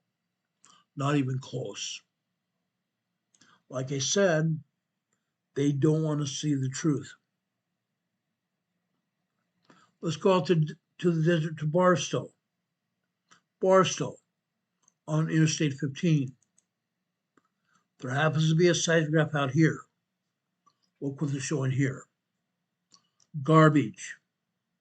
Garbage in, garbage out. Largest quake here was a 1.7 tremor. 1.7 tremor that lasted almost a full minute. They had some smaller tremors here, as you can see. Usually this particular seismograph has tons of them. Tons of them. But again, they don't want to be honest with us at all. Sad. But let's go over to Big Bear. Big Bear is a ski resort. Big Bear happens to be a mountain. A mountain. Look at this. Big Bear, California had a 2.8 earthquake. They had a 2.8 earthquake. This is on the west side of the mountain at the resort. 2.8 earthquake and a couple of tremors here. I'm surprised that they didn't have more tremors here. Usually when you have a 2.8, there's all kinds of tremors. Yes, it is possible that they erased them. It's very possible they erased what happened here. Okay? It's insane. We go south in the desert to Cabazon. South into Cabazon on the San Andreas Fault here. Look at this. We see this all the time in Cabazon. This is the bottom of the mountain. Bottom of the mountain in the desert area, just below San Bernardino. Look what we have here. Long duration tremor activity. Tremors lasting upwards of 10 minutes or longer. 10 minutes or longer. The tremors begin very small. They grow up to be at 1.9, nearly a 2.0 minor earthquake.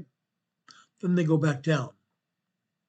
Tremors lasting upwards of 10 minutes here on the San Andreas Fault.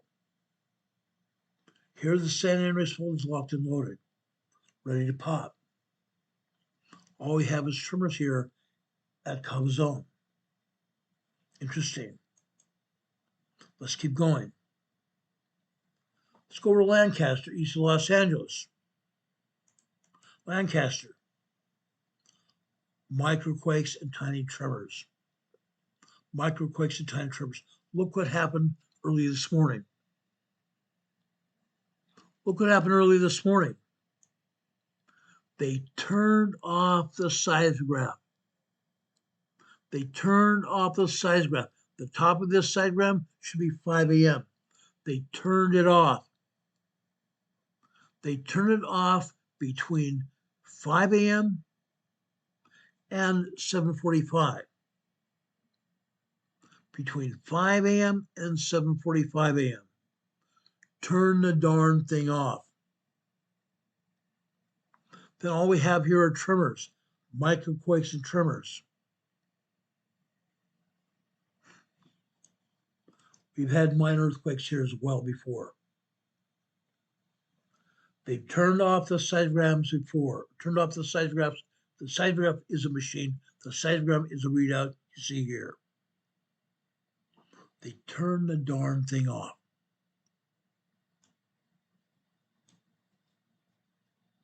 They've done it before. They've done it before. Let's keep going here. Next, I want to go out to Ranch Mirage. Ranch Mirage. Again, this is out in the desert. This is out at Ranch Mirage on the San Andreas Fault. Tremors again. Tremors again. Some of these long duration tremors lasting 2 or 3 minutes here, sometimes 4. San Andreas Fault. This is locked and loaded for upwards of an 8.0 earthquake. The San Andreas Fault is locked and loaded for up to 8.0 earthquake. And yet all they are showing us are microquakes and tiny tremors. This is like insane. It's like insane. Hiding information. Let's go over to Chino, east side of Los Angeles. Chino, California. We've seen minor earthquakes and tremors here before. Now all we are seeing here are tiny tremors. Again, they are hiding information. They're hiding the information. They do not want us to see the earthquakes here in LA at all. They know darn well we talk about them here on this channel all the time. But they don't want me showing you what is going on. So I'm going to do this. I'm going to continue showing what's happening because I believe it's pertinent. I believe it's everyone's responsibility to know what's happening here. And I'm going to continue to show it to you. Ranch Mirage here. Let's go south to Victorville, California, on the San Andreas Fault. Victorville's here. Look at this. Yes, we have tremors here in Victorville. One of my dearest friends lives here in Victorville. Her name is Isaiah's granny. Lately, she hasn't been on this channel, but Isaiah's granny lives here. When they have earthquakes here in Victorville, they feel these earthquakes. Today, minor earthquake here, okay? Just after 6:55 a.m. this morning. Just after 6:55 this morning. 2.6, 2.7 earthquake here. 2.6 earthquake here. Victorville. No, people can't feel minor earthquakes. However, we have had small earthquakes here. We have had moderate earthquakes here before. We've had one minor earthquake here and all these tremors. Incredible. Let's keep going. Now, excuse me, I got something in my eye beside my finger. Now, I want to take you over into LA. Good old Los Angeles. I show you Chino. Now let's go over and show you Del Amo. Del Amo is a suburb of Los Angeles. Del Amo's right here. Look at this. Nothing but tremors in Del Amo. Before this, we had seen minor earthquakes, 2.0 to 2.9. We've also had 3.0, 3.5 earthquakes here in Del Amo as well. But again, they have doctored the machine. They've doctored the machine, not showing us what's happening. This is sad. This is so darn sad. Ellis, California, also north of LA. Ellis, California. We've had minor earthquakes. We've had 3.0 earthquakes here in Ellis. All we are seeing today are 1.1 tremors. That's all. How can they do that? How can they do that? They turn the darn machine so far down, it's only registering 1.1 tremors. We know darn well there are minor earthquakes hitting here in Ellis, California today. They just don't show them. They decided long before they came in today not to give us good information. That's what they're doing here. Fontana out to east side of LA. Fontana here, almost every day lately, we've had 4 to 5 3.0 small quakes. Look at this. Not one small quake at all. Not even minor earthquakes 2.0, 2.9. We've had a lot of those here in Fontana as well. All they're showing in Fontana are tremors. Tremors again. Yes, we're seeing some long duration tremors here. Fontana is just west of San Andreas. Mindanao, Philippines. Class, moderate. Magnitude, 5.0. Depth, 6.2 miles, 8 minutes ago. Another 5.0 earthquake over here, over around Mindanao Bay or Moore Bay, southwest of Mindanao Island in the Philippines. One more large earthquake to add to the fray over there. But again, Fontana here. Long duration tremors here. That's all they're going to show us. When last week we had tremors, we had minor earthquakes and 3.0 earthquakes here as well. Now they don't want to show us anything. Not a thing. Let's keep going here. Let's go over to Laguna Bell along the southern coastline of LA. Laguna de Gel. Look at this. Today here on this diagram, we hardly see anything going on. Usually we have 1.2, 1.3 tremors all day long, morning, noon, and night, side to side, top to bottom. Now, guys, all we are seeing here are microquakes and a handful of tremors. Literally. USGS and Caltech, you are lying to the public. You are absolutely lying to the public. Why do we even have Caltech or USGS doing this? They might as well just turn the seismograph off like they did last week. They turned the seismographs off last week. They didn't report anything at all. Sad. Sad. Today, they're not reporting squat. Not squat. Okay? Let's keep going. Long Beach. Long Beach. Long Beach, we see nothing but tremors and minor earthquakes. Mostly 2.0, 2.9 minor earthquakes. Top to bottom, side to side on the seismograph. Now we're just seeing tiny tremors. Nothing but tiny tremors. 1.2 to 1.3 tremors all day long. They completely lied about what's going on here in Long Beach. We've had minor earthquakes and we've had 3.0, 3.5 earthquakes here in Long Beach. I've shown you these earthquakes before. You've seen them. But again, the agency has scrubbed the seismograms completely. Scrubbed them. All of them. All of them.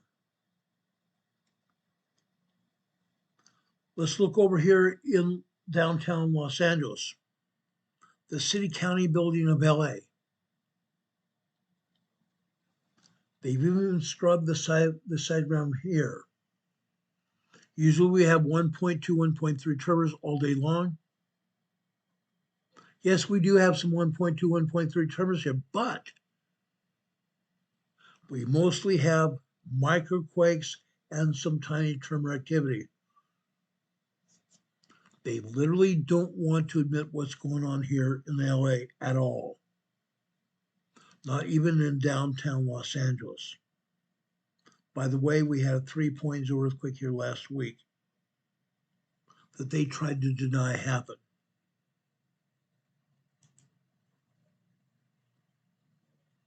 Unreal. Uncut and picking real. Now, I showed you on the map that Loma Linda had that earthquake, right? Let's go over there just southwest of Loma Linda, Mira Loma, California. Look at all the tremors here. They tried telling us there was a 1.1 tremor in Loma Linda. 1.1 tremor. Interesting. Look at all the tremors here. All the tremors here. 1.1, 1.2, 1.3. And yes, today, look at the bottom left of this diagram here. Look at the bottom left of this diagram. Today, approximately 12:05 p.m. today, 12:05 p.m. today, 2.8 minor earthquake. 2.8 minor earthquake here in Loma, just south of Loma Linda. This is the only full-blown earthquake that we have here in the Los Angeles area today. Only one. Yes, Loma has shown us tremors here. Loma has shown us minor earthquakes here before. Nothing new. But to only have one minor earthquake here in Loma, that's unheard of. Completely unheard of. Let's keep going. Moore Park, another community just north of Los Angeles City. It's a city of itself, maybe 45, 50,000 people. Moore Park, California. Moore Park, California has had tremors side to side, top to bottom. Minor earthquakes, 2.0, 2.9. We've also seen some 3.0 earthquakes here in Moore Park.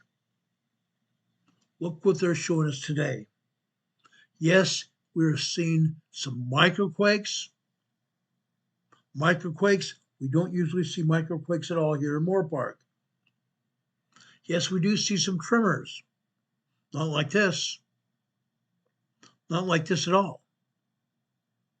Then we have an earthquake here.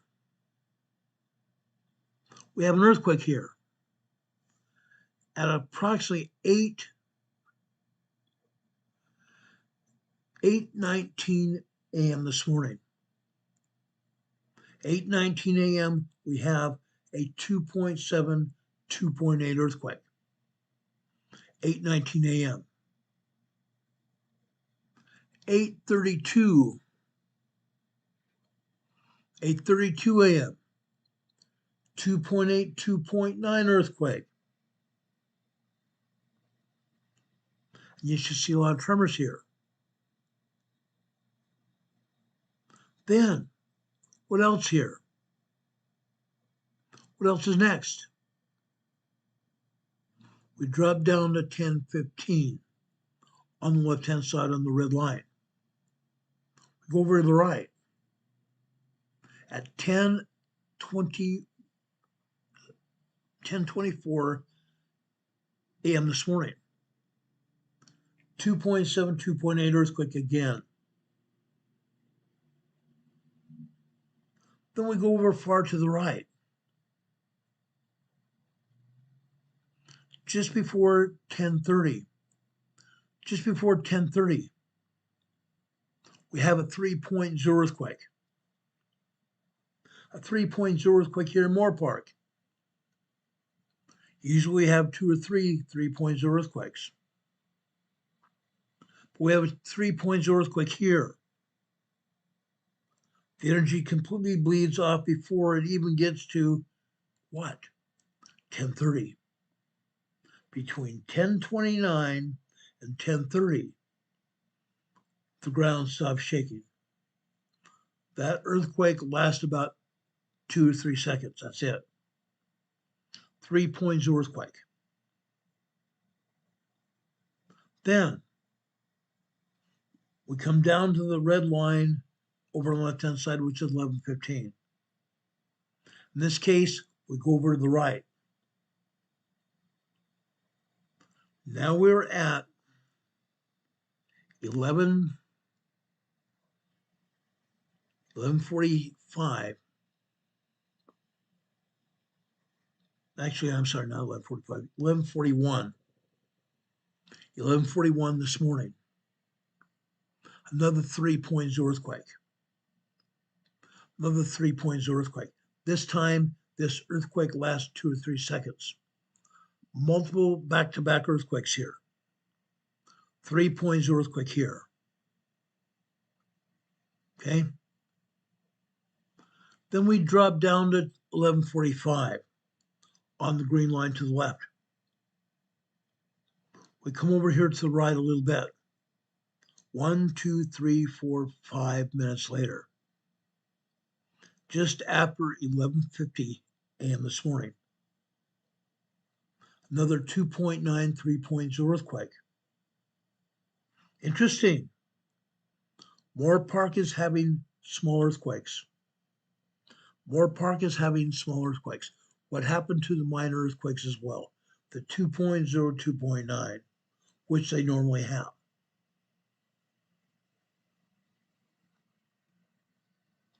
Then we drop down here to 12:15 on the red line on the left-hand side.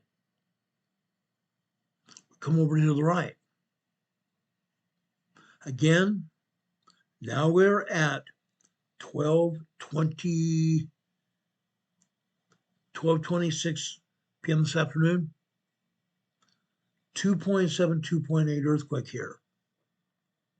Moore Park, California. One minor earthquake, actually 2 minor earthquakes, and all the rest were small earthquakes here. 3.0 earthquakes. What happened to all the other minor earthquakes here? They erased them. They erased them. We had 2.0, 2.4, 2.5 minor earthquakes all over the seismogram. Hour to hour, every 5 or 6 minutes, all day long. What happened to them? Again, they gutted the seismogram. They only want to show us what they want to show us, and that's all. There is seismic energy going off. There are earthquakes going off in Los Angeles. This proves it. This proves it. Whether or not they want to show us everything or not, this proves what's going on. Okay? Moore Park, California. It's happening. Part E, California. Look at this. Yes, we have tremors here in Part E. Usually every minute. Every minute.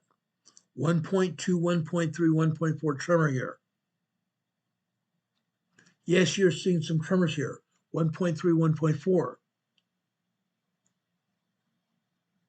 You usually see some minor earthquakes here as well. I only see 2 or 3, actually 4 minor earthquakes here. That's it. That's it. They have gutted the seismograms here as well. Back to back 1.3, 1.4 tremors. It's not happening here today. They gutted it. They gutted it. Rancho Palos Verdes. Usually we have 1.3, 1.4 tremors here. Not today. Mostly microquakes and 1.0 tremors. That's all they're allowing us to see. Now, guys, Rancho Palos Verdes has had some rain, lots of rain. Lots and lots of rain. They've had some landslides here that have caused minor tremors to happen. Landslides. Why are they not showing them here? Yes, LA continues to rain here. Might be raining here now. Why are they not showing this here? Okay? That's what I'm saying. Rinaldi. Yes, we've seen some tremors here. We've seen some minor earthquakes. On this side right here, we've also seen some magma beneath the ground. We've seen signatures here at Rinaldi that showed magma going through the ground, headed eastward to a volcano. Headed eastward to a volcano. Yes, guys, there is a volcano on the east side of LA. There is a volcano on the east side of LA. But here at Rinaldi, all they want to show us are tremors here. 1.0 to 1.4, 1.5 tremors. That's it. They don't want to be honest with us at all. Not at all. Let's keep going here. Now, I'm going to take you to Anaheim, California. This is what they call State Street in Anaheim. Here at State Street, we've seen minor earthquakes. We see 3.0 earthquakes here all the time. We normally don't see tremors here at all. None. But we see minor earthquakes 2.0, 2.9 all day long. And we see 3.0 earthquakes here as well. 3 or 4 3.0 earthquakes here in Anaheim every day. Guess what? 0, 0, 0 small 3.0 earthquakes. Yes, I believe we've had a couple 2.2 or 3 2.0 earthquakes. A couple of them. That's all. That's all. All the rest of these seismic activity here in Anaheim are tiny tremors. This is completely unheard of here in Southern California. This does not happen at State Street. It doesn't happen in Long Beach. But they're showing that today. They've completely lied about what's going on here. Completely lied about what's going on here in Southern California. Now let's go over to the volcano. The volcano over on the east side of Los Angeles. Walnut, California, La Puente, California, east of LA, volcano. Look at this. This happens every day here. 3.0, 4.0 earthquakes every day. The top and the bottom of each and every one of these sequences was cut off. The top and the bottom of each one of these seismic sequences was cut off. These sequences are at least 3.3 earthquakes. 3.3 earthquakes here today. They've cut off the bottom and the top of the sequences here. This sequence here, just after 5:48 a.m. this morning. 3.3 earthquake. Cut off at the top. This is at least a 3.5, 4.0 moderate earthquake. 3.5 small to 4.0 moderate earthquake here this morning at Walnut, La Puente, California.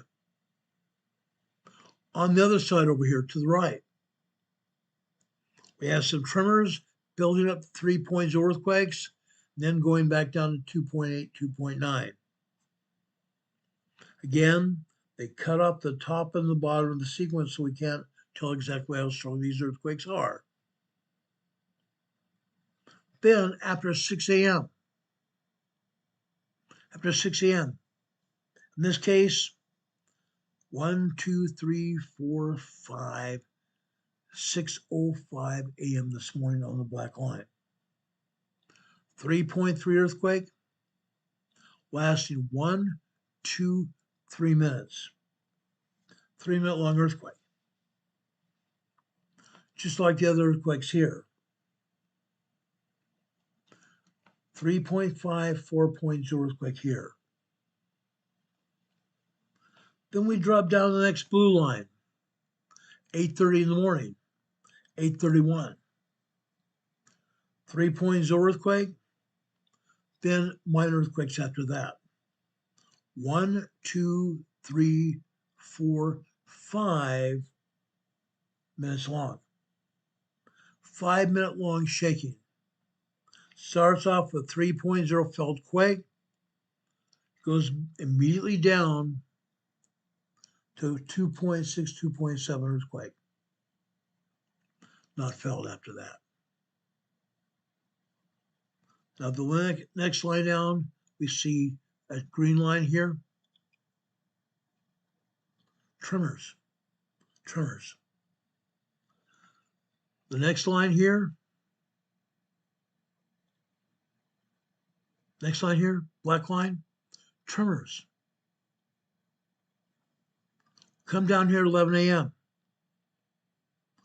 Over 1, 2, 3, 4, 5 minutes later. We started with tremors. We go to 2.3, 2.4 earthquake. Building up, building up, building up. 2.8, 2.9. Then goes back down. The next line, black line, is 12 noon on the left-hand side.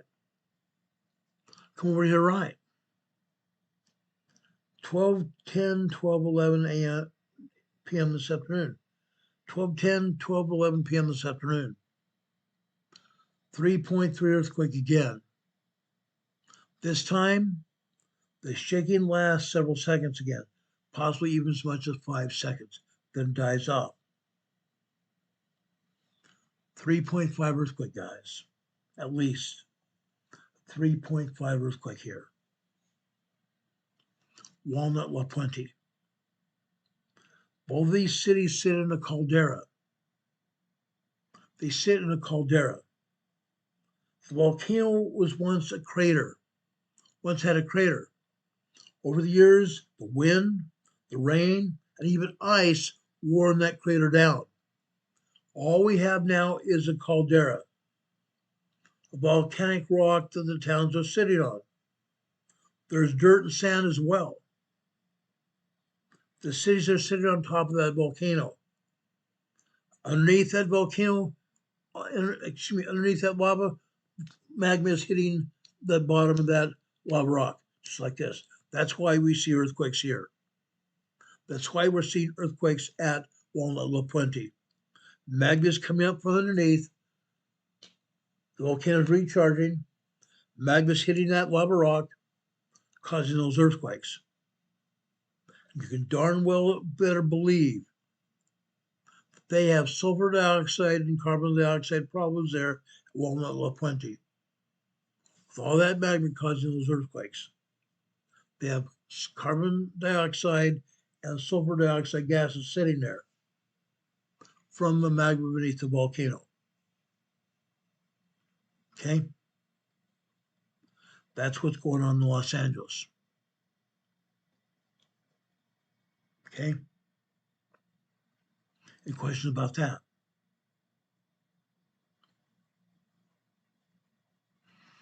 Now,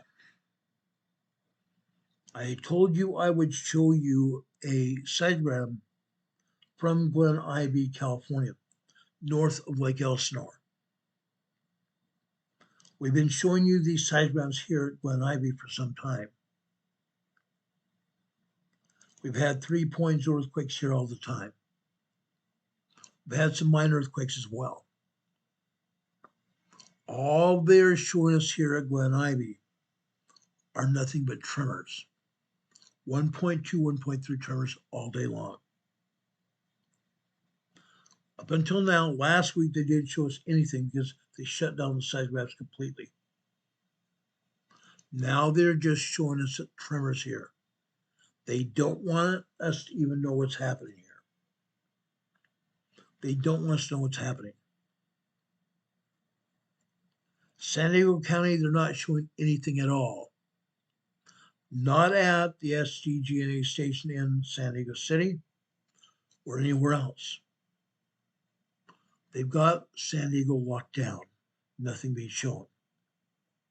However, let's go east to Imperial County. There are earthquakes happening in Imperial County. But again, they have curtailed the information. They scrubbed a lot of information from Imperial County as well. Okay? Scrubbed it. Now,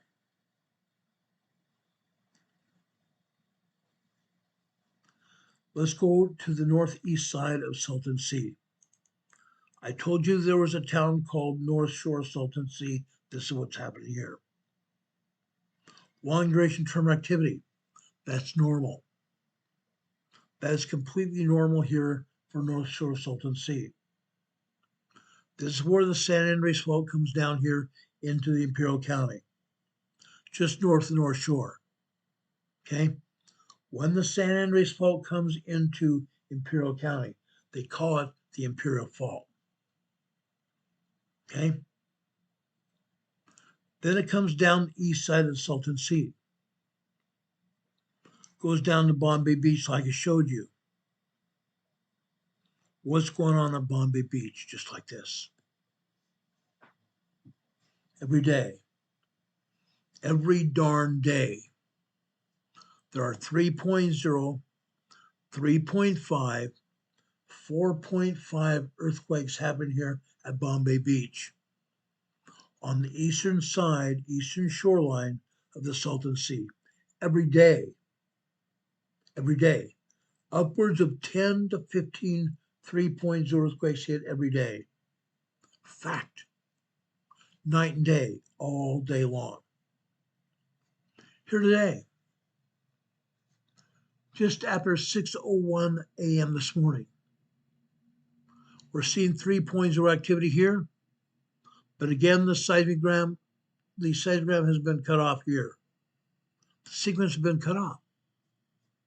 This earthquake lasted over 2 minutes. Lasted over 2 minutes. Probably a 3.5 earthquake.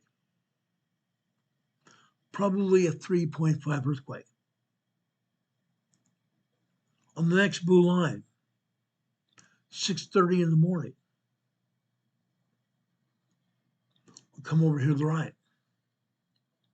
6:35.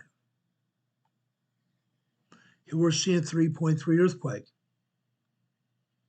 We're seeing 3.3 earthquake sequence. But again, the sequence has been cut off at the top and the bottom. This was at least a 3.5, 4.0, possibly even as much as a 4.5 earthquake here. 4.5 earthquake.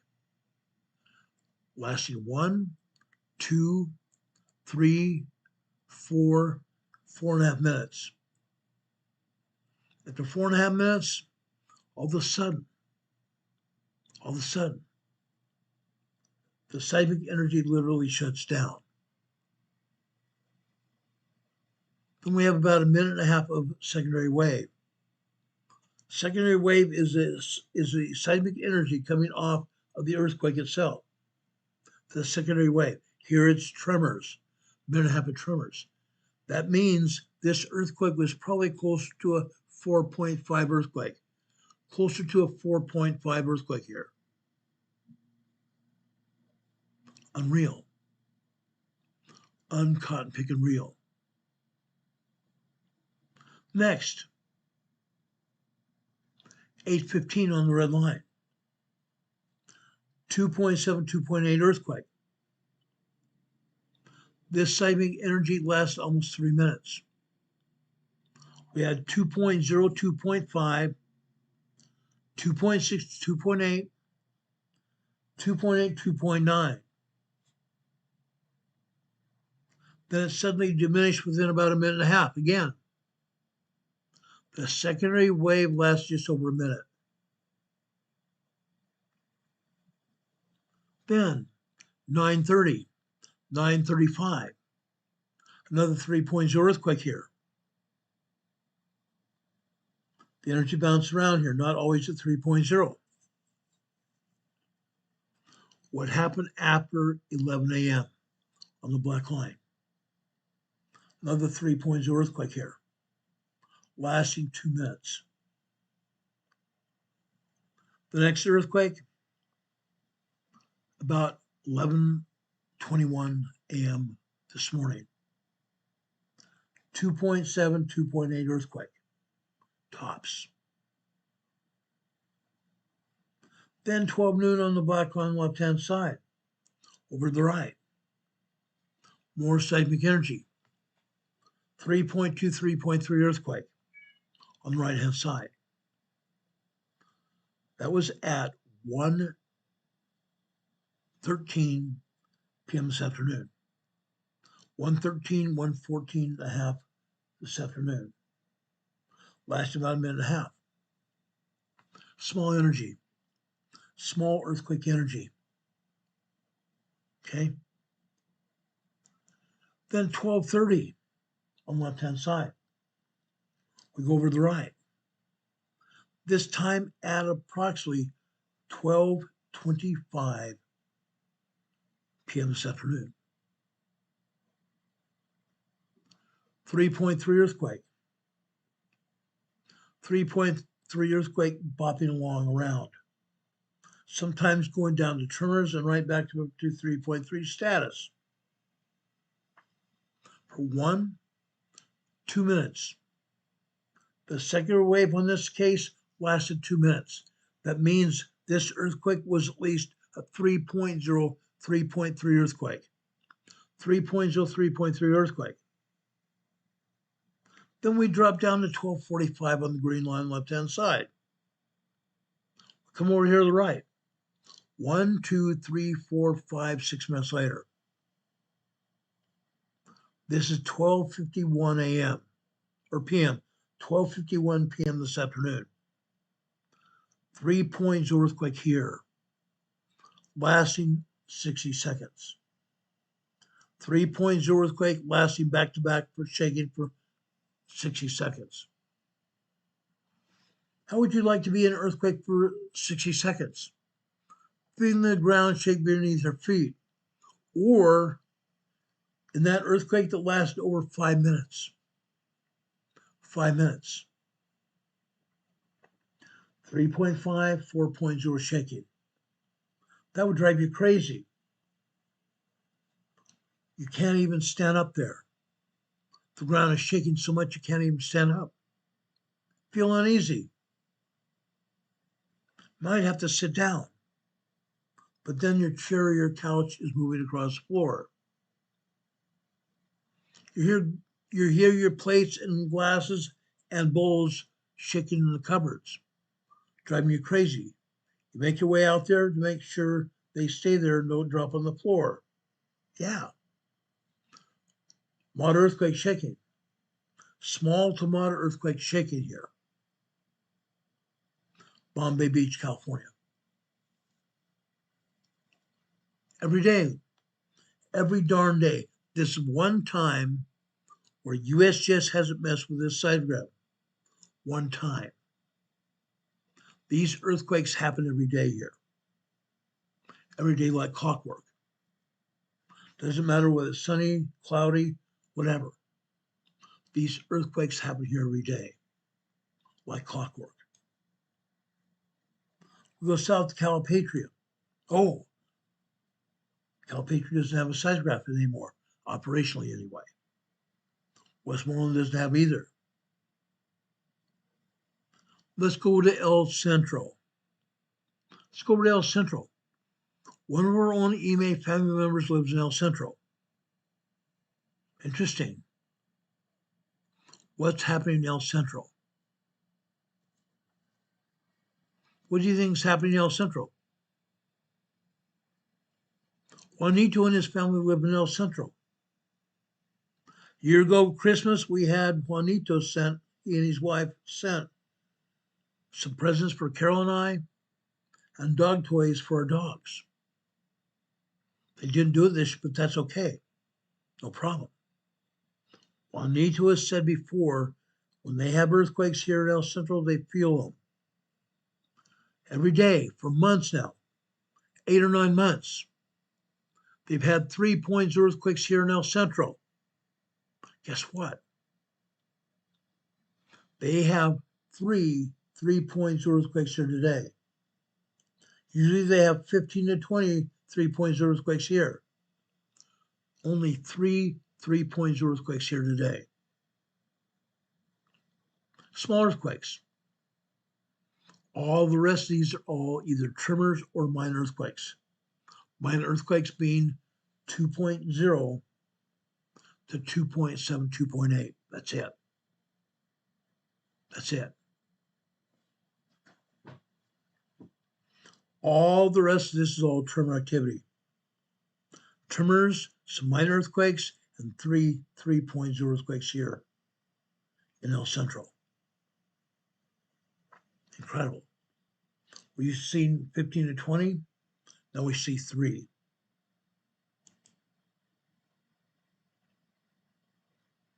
Let's go over to the town of Imperial.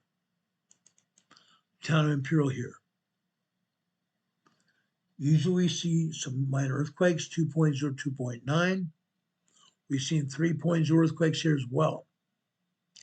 Today, we see some microquakes and some tiny tremors. That's all. This is unheard of. This is completely unheard of here in the town of Imperial.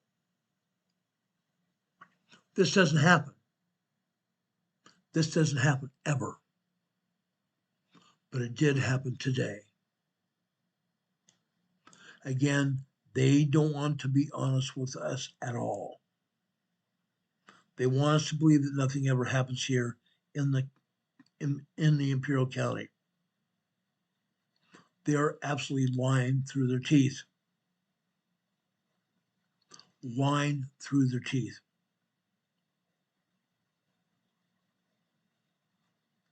Now, let's go over to Ocotillo Wells, okay? I showed you that 1.0 tremor in Ocotillo Wells. Just south of Ocotillo Wells is Ocotillo Community Park. I told you about it when I was showing you the map. Ocotillo Community Park. Look at this. It's not uncommon to see tremors here in Ocotillo Park. Look at these tremors here. See these wavy lines here? The seismic energy here coming from San Diego County over here into the Imperial Valley is showing magma down beneath the surface. The seismogram itself is picking up magma down beneath the surface, showing us magma headed for what? The Salton Butte volcano. The Salton Butte volcano. Yeah. That's what's happening here. Magma is coming from the Pacific Ocean, west of San Diego County, coming over to the North American plate, pushing through magma channels beneath San Diego City, San Diego County, coming over here into Imperial County here. Magma. Magma, folks. Okay? The magma here is fueling the Salton Butte volcano that is in water, underwater on the southern end of the Salton Sea. Fact. That's what's going on. Sometimes, as we've seen the El Centro seismogram, we see the same things. The 3.0 earthquakes sometimes are connected with wavy lines, showing magma headed to the volcano. Magma headed to the Salton Butte volcano. Okay? Let's go to Holtville. One last stop tonight in Holtville. Holtville.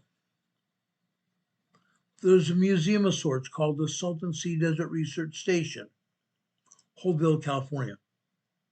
There happens to be a seismograph there that's giving us this information here. In the past here in Holtville, we've seen minor tremors, we've seen minor earthquakes 2.0, 2.9, we've seen some 3.0 earthquakes here as well. Today, we are seeing tremors here. We are seeing some minor earthquakes. 2.0 to 2.5, that's it. 2.0, 2.5. mostly tremors here. Again, this is unheard of. This is unheard of. Hasn't happened in almost 7 years that we've been doing this program. They are lying through their teeth about what's going on here. They are absolutely lying through their teeth about what's going on here. Shouldn't be happening. This should never be happening. But again, the USGS is mandating what's going on here. They're calling the shots. We don't. As I said before, we're going to have a major earthquake here in this area. A major earthquake either in Los Angeles area to the east side of LA, on the San Andreas Fault, or all the way down here into Imperial County. The last major earthquake we had was a 7.1 earthquake just south of the border, south of the Imperial County in Guadalupe, Victoria, Mexico. That earthquake shook San Diego County. It shook all the way over in Arizona, all of Imperial County, all of San Bernardino County, all of Orange County, all the way up in northern Los Angeles County. All of Southern California felt that shaking from that 7.1 earthquake just south of the border. There was damage. There was minor damage. Windows fell out of skyscrapers. Windows got broken with the earthquake. Fact. There was some damage. Down in Mexico was worse. They have a major earthquake in Mexico, things get really bad really quick. In the Imperial County, they had some major damage. Most of it was limited to minor damage. Minor damage. What happened? Gas lines were broken. Water mains were broken. That's it. They got away with broken windows, broken glass, broken water mains, and broken gas mains. That's it. They got very lucky. This next earthquake on the San Andreas Fault is not going to be so lucky. It's going to be a major, major earthquake. 7.5 to 8.0. 7.5 to 8.0 shaking. That earthquake is going to be felt all the way to Las Vegas. All the way to Las Vegas. All over San Diego and the Imperial Counties. All the way over to Los Angeles. Probably north into Santa Barbara. Probably north to Santa Barbara. Fact. Fact.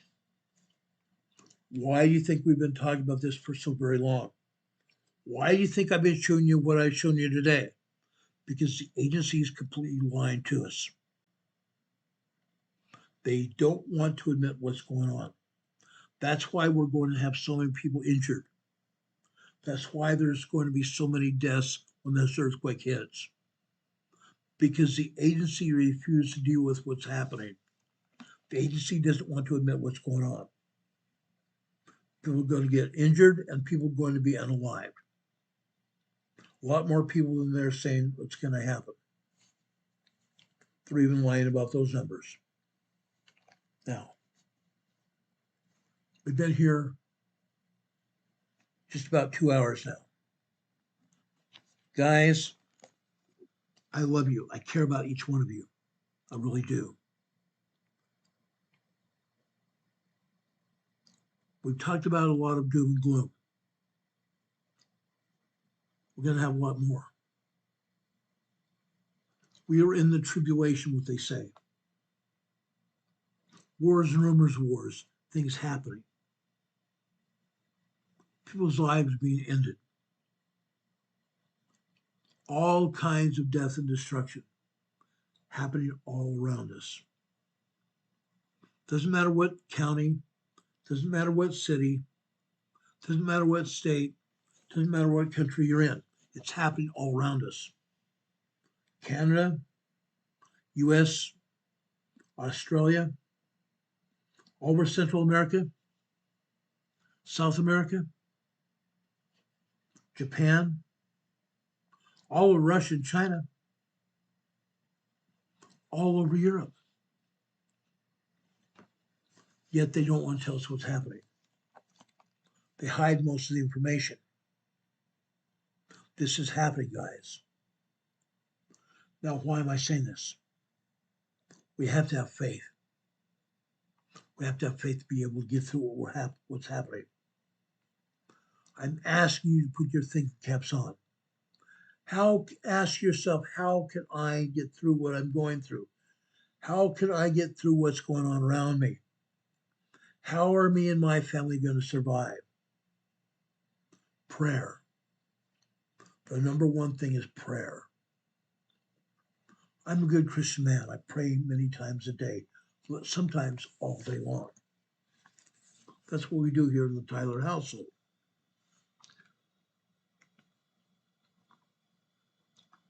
Brothers and sisters, I'm asking you to have some faith.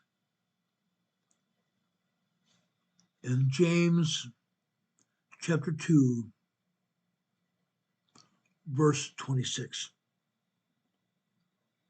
For as the body without the spirit is dead, so faith without works is dead. In order to get through what's happening, we have to exercise at least a particle of faith. Like a mustard seed, just a small mustard seed. We have to exercise at least a little particle of faith in order to be blessed, in order to be able to get through what we're going through. Exercise your faith, brothers and sisters. Faith without works is dead. It's no wonder we have so many people that are unaliving themselves or doing things to help or not help anybody. Let's exercise a particle of faith. Second, communication. I've read this scripture to you before. Philemon chapter 1, verses 6 and 7. Communication. That the communication of thy faith may become effectual by the acknowledging of every good thing which is in you in Christ Jesus.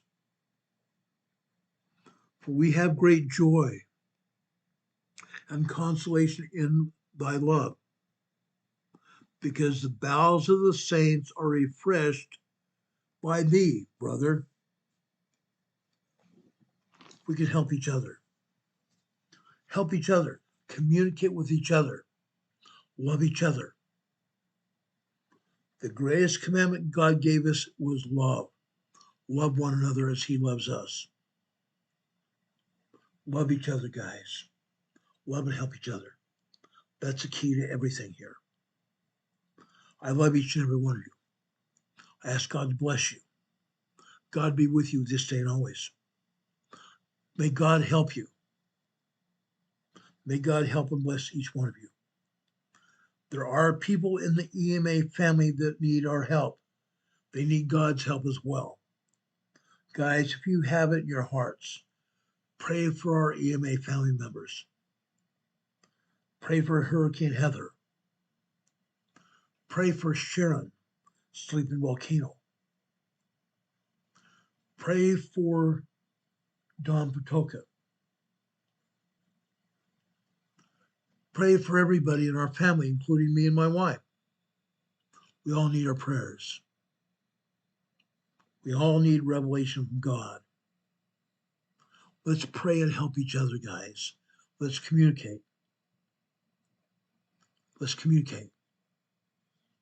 If you want to communicate with me after this program is over, right beneath the video, go down here and leave me a message in the comments. Or go over to our email account, rltnsbdema@gmail.com. Leave me a comment. Leave me a question if you have questions. You You can also leave us an idea of what you'd like to see on this program, and we'll do it.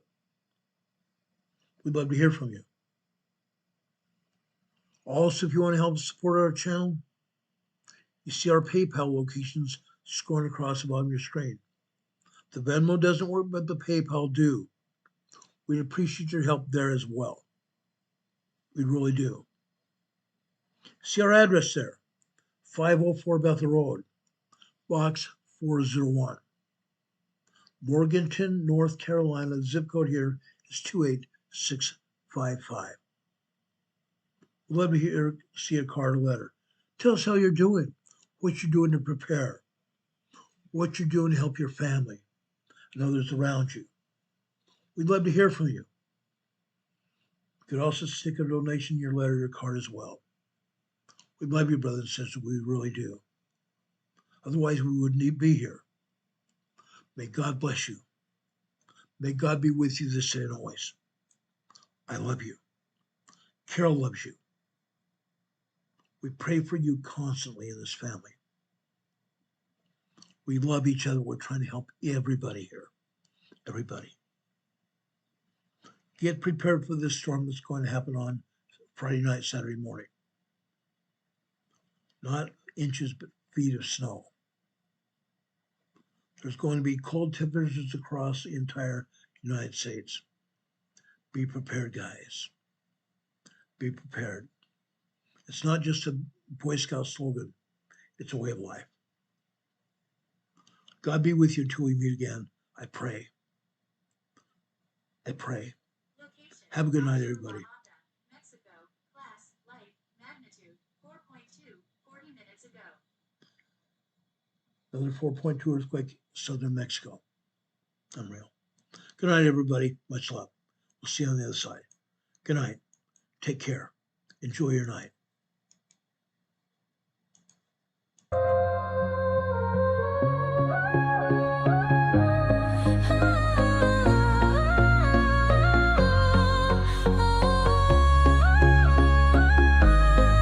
Here at Emergency Management Associates, we're dedicated and true,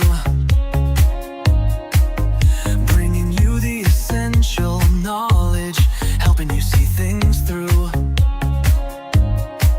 From disaster preparedness to navigating recovery's embrace, we're here to guide you in every unpredictable time and place. We break down the complex, make it easy to grasp and absorb, sharing strategies for safety, the vital lessons you can't afford to hoard. So thank you for watching, and thank you so much for your sub. You're a key part of our growing family, a member of our knowledge club. With every like, every share, and every comment you send our way, our critical message spreads further, helping more people every single day.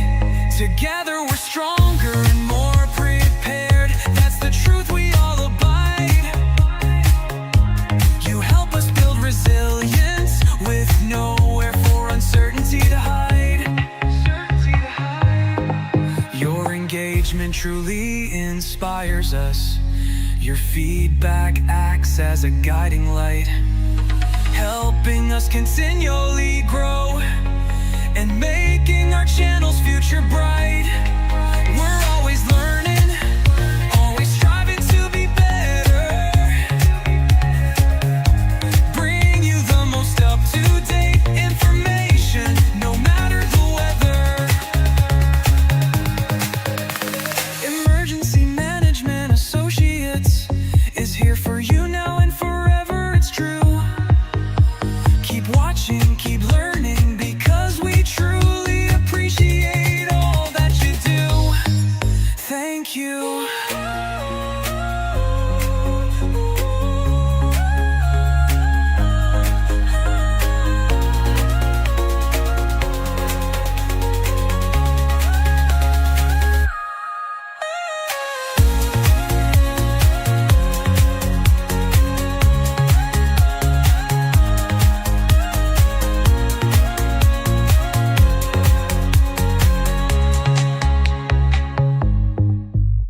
Thank you.